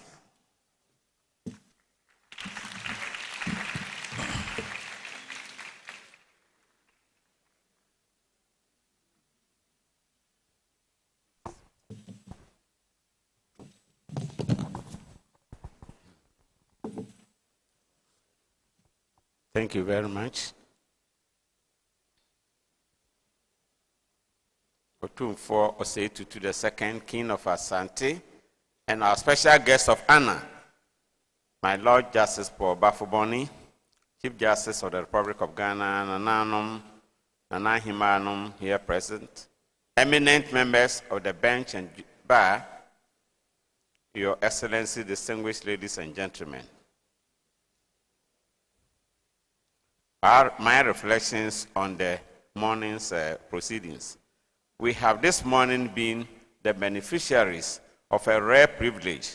It is not often that a gathering such as this is afforded the opportunity to hear from the very seat of traditional authority, so candid and so illuminating an account of the bond between the palace and the courtroom. Otumfo Oseitu II has spoken to us not merely as a monarch, but as a custodian of history and a partner in the continuing project of nation building. And His Majesty's reflections will, I have no doubt, occupy the thoughts of all of us present long after we have departed this hall. That address found its complement in the keynote lecture of our distinguished historian, who traced with such scholarly precision the long and intertwined path of chieftaincy and the judiciary across a century and a half of our nation's constitutional life. Between His Majesty's address and his lecture, we have this morning been given both the lived wisdom of the institution and the considered judgment of the academy, a fitting pairing for an occasion of this historic weight. I think this family, it is because if you heard all the speakers, they were so distinguished that I find it very difficult to add anything to what they have said. So I'm here only to praise them and to draw your attention to the fact that we must live by what they have said to us, especially to my revered chiefs. If we remember what Otuofo said, why should we keep documents for registration of chiefs? Why should we keep them? It is a process. If the appointed, not judicial committees, the appointed kingmakers indicate that so and so is the chief of this, and you have the documents, it is an obligation on you to submit same to the regional house of chiefs, and the regional house of chiefs should also submit same to the national house of chiefs. Nananom, it's unfortunate, but I'll raise this issue in the last week of this month when the house meets. And let me emphasize that even before I came here, I heard that there are certain regions in this country where only a few of our chiefs have been registered, just because they have to do something before they get registered. That is not what we are supposed to do. So I plead with you, let us be careful about this and let us learn a lot from what we have said today. We have heard today. Vote of thanks. Otuofo said to the second, as special guest of honor, I extend the profound gratitude of the National House of Chiefs, and I dare say of all gathered here, for the singular honor His Majesty has done this lecture series by his presence and by the depth of his reflections.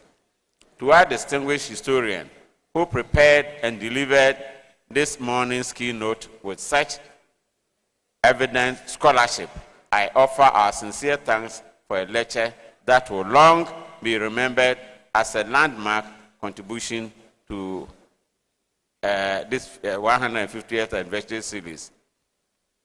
To my Lord, the Chief Justice, and through him to the entire judiciary, I extend our profound gratitude for the honor done to the chieftaincy institution in the very conception of this lecture series, that the custodians of our Constitution should turn at this 150th anniversary moment to consult with the custodians of our tradition is itself a quiet but powerful affirmation of the co-equal standing of our two institutions.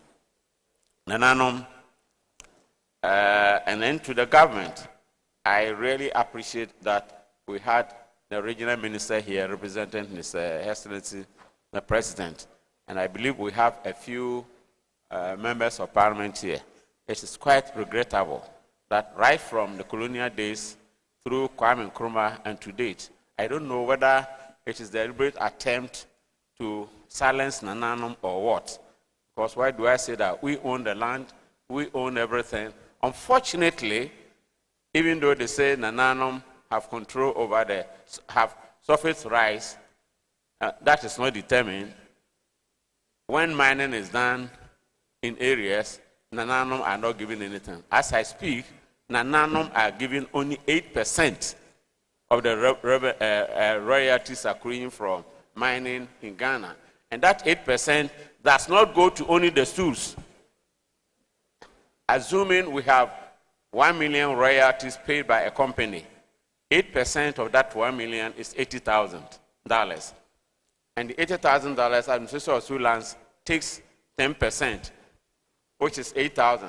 We are left to 72,000. That 72,000, 55% goes to the municipal district assembly. So we are left with about 30,400 for the landlord. And it's not only for the landlord, it is for the landlord and all the people in that area. So it is unfortunate when you are endowed with resources in your area, what it means is that it's a curse because your area does not get anything. So the politicians who are here, we are telling you that you should have Nananom involved in the allocation of resources. You should pay Nananom or allocate a lot of resources to the areas that we get the minerals. In Senegal, for example, all mining companies are expected to pay into a fund 5% of their gross revenue for development of the affected areas. In Congo, royalties 35%. In Nigeria, it's 30%. Why is it only 8% in Ghana? And aside of that, the small allocation of resources to Nananum, these resources are also withheld over months and years. As I speak right now, the whole year, we have just received the first allocation. Meanwhile, people go around accusing Nananum that we are not proactive. All disturbances are attributed to chieftaincy and so on and so forth. We are not resolved. If we were to be resolved, then of course we'll be proactive. Wherever we cited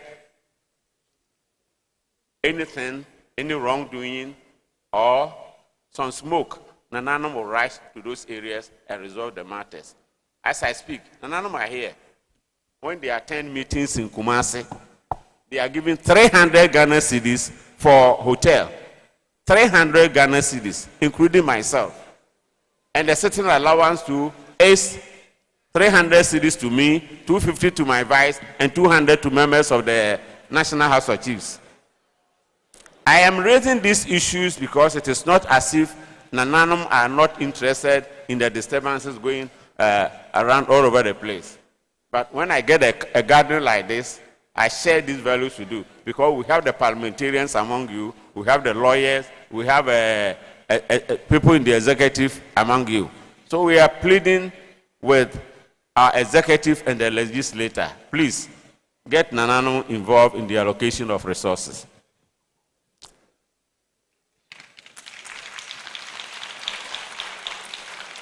To Nananum and Nana, I offer thanks for gracing this occasion with a dignity that only their presence can confer.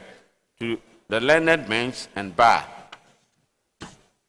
for your seriousness with which they have engaged this morning's proceedings, and to your excellencies and distinguished guests for the courtesy of your attention throughout. To the organizers and planning committee behind this successful anniversary, I say Ayuko, and we thank you very much for involving Nananum in this.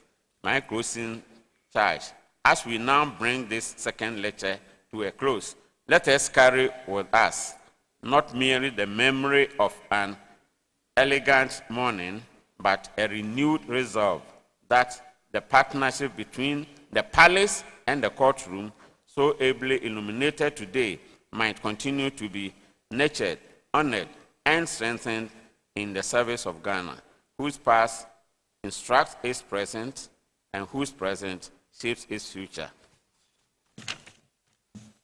I thank you all for your kind attention and wish you a safe journey to your various destinations. God bless you.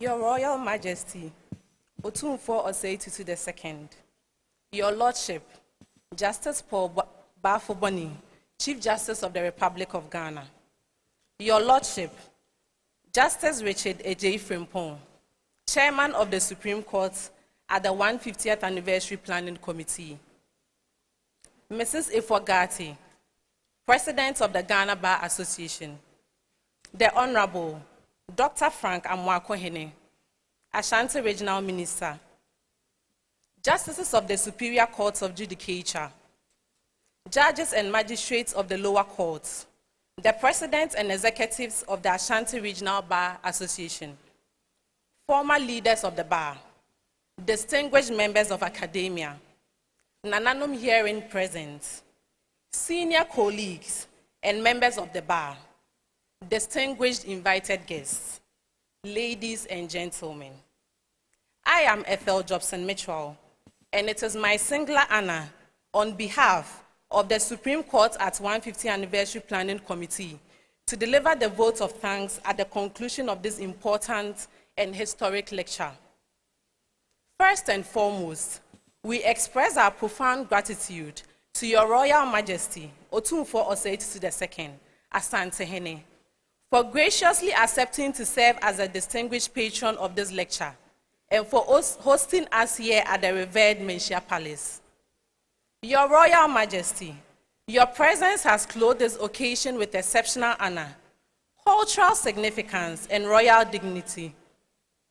Through your wise and distinguished leadership, you have remained a steadfast custodian of our traditions, a champion of education and development, an advocate for peace and reconciliation, and a respected voice of unity within Ghana and beyond.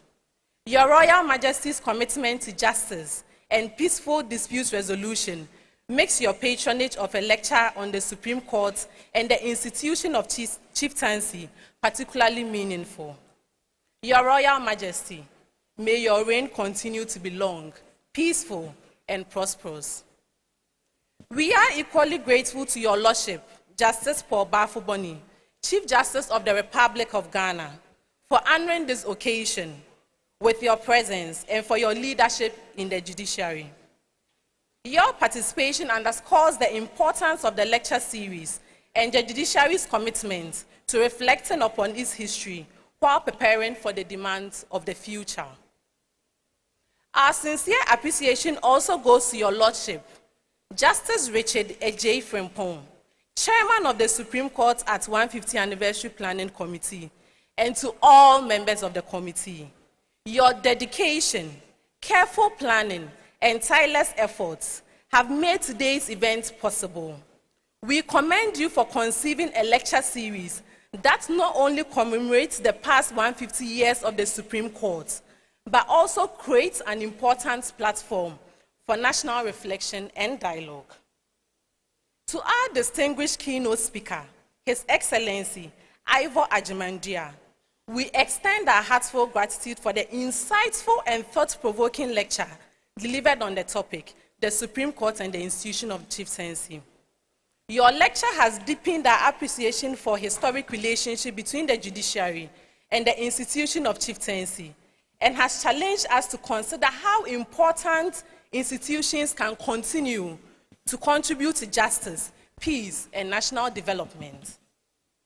We also express our sincere appreciation to our chairperson for the occasion for expertly guiding the proceedings, and to the distinguished panelists for enriching the discussion with their perspectives, experience, and thoughtful contributions.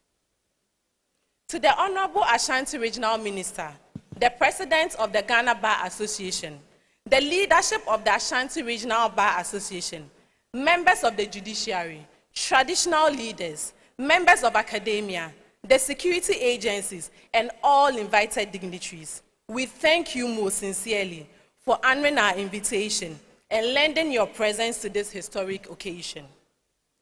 We acknowledge with gratitude the contributions of the Justice Clubs of Prempeh College and Anglican Senior High School, as well as the cultural performances, whose performances brought color, energy, and youthful inspiration to today's program. Your participation reminds us that the preservation of our institutions and democratic values must involve the next generation.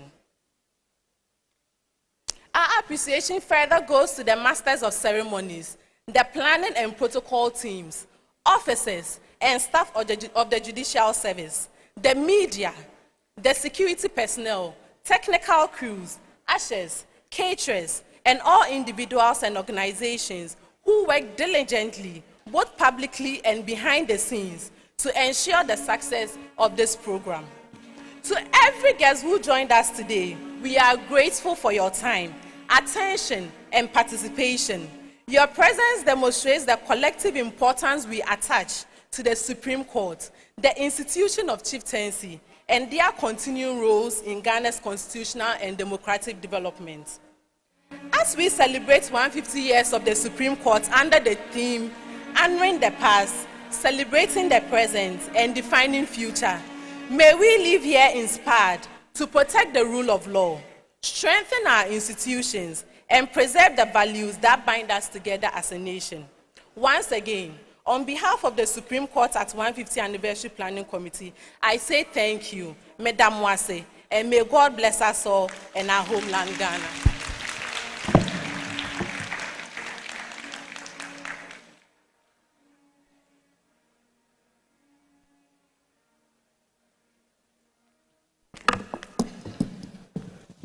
Thank you very much, Ms. Ethel. I would like to invite Reverend Mrs. Teresa Appiaje-Dedu to give us the closing prayer. Please, a round of applause for her as she comes on stage.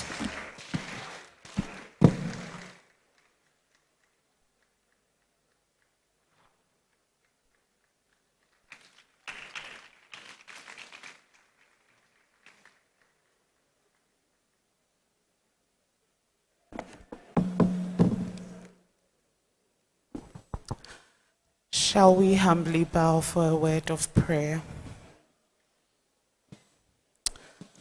In the name of the Father, and of the Son, and of the Holy Spirit, our heavenly and gracious Father, we thank you for a successful meeting with us today.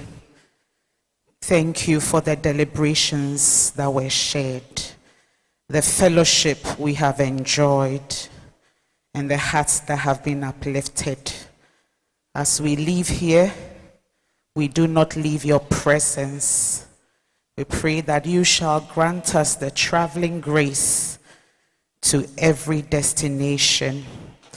We pray that the next 150 years of the Supreme Court will be graceful, will be impactful, and will be glorious.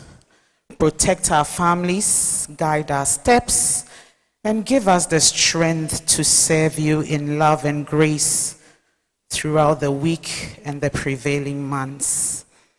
Now the Lord bless you and keep you. The Lord make his face shine upon you and be gracious unto you. The Lord turn his face toward you and give you peace. May the grace of our Lord Jesus Christ, the love of God, and the fellowship of the Holy Spirit be with us now and forever. Surely, surely, goodness and mercy shall follow us all the days of our lives. In Jesus' mighty name, amen. Bless you, Auntie Abrifri. Honorable members, this is where we draw the curtains. We are grateful for your time, for your patience, and for your contribution to the success of the event. The MCs are grateful for allowing us to be your MCs, and may God bless us all. Thank you. We will be taking group pictures. So Nananom, if we may have a group picture.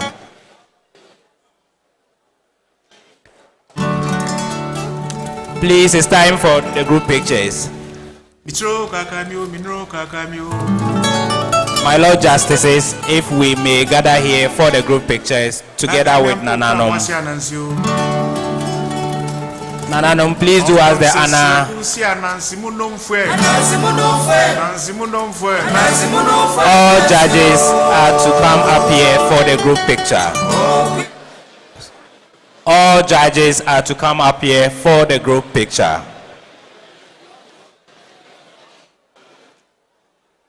All judges are to come up here for the group picture.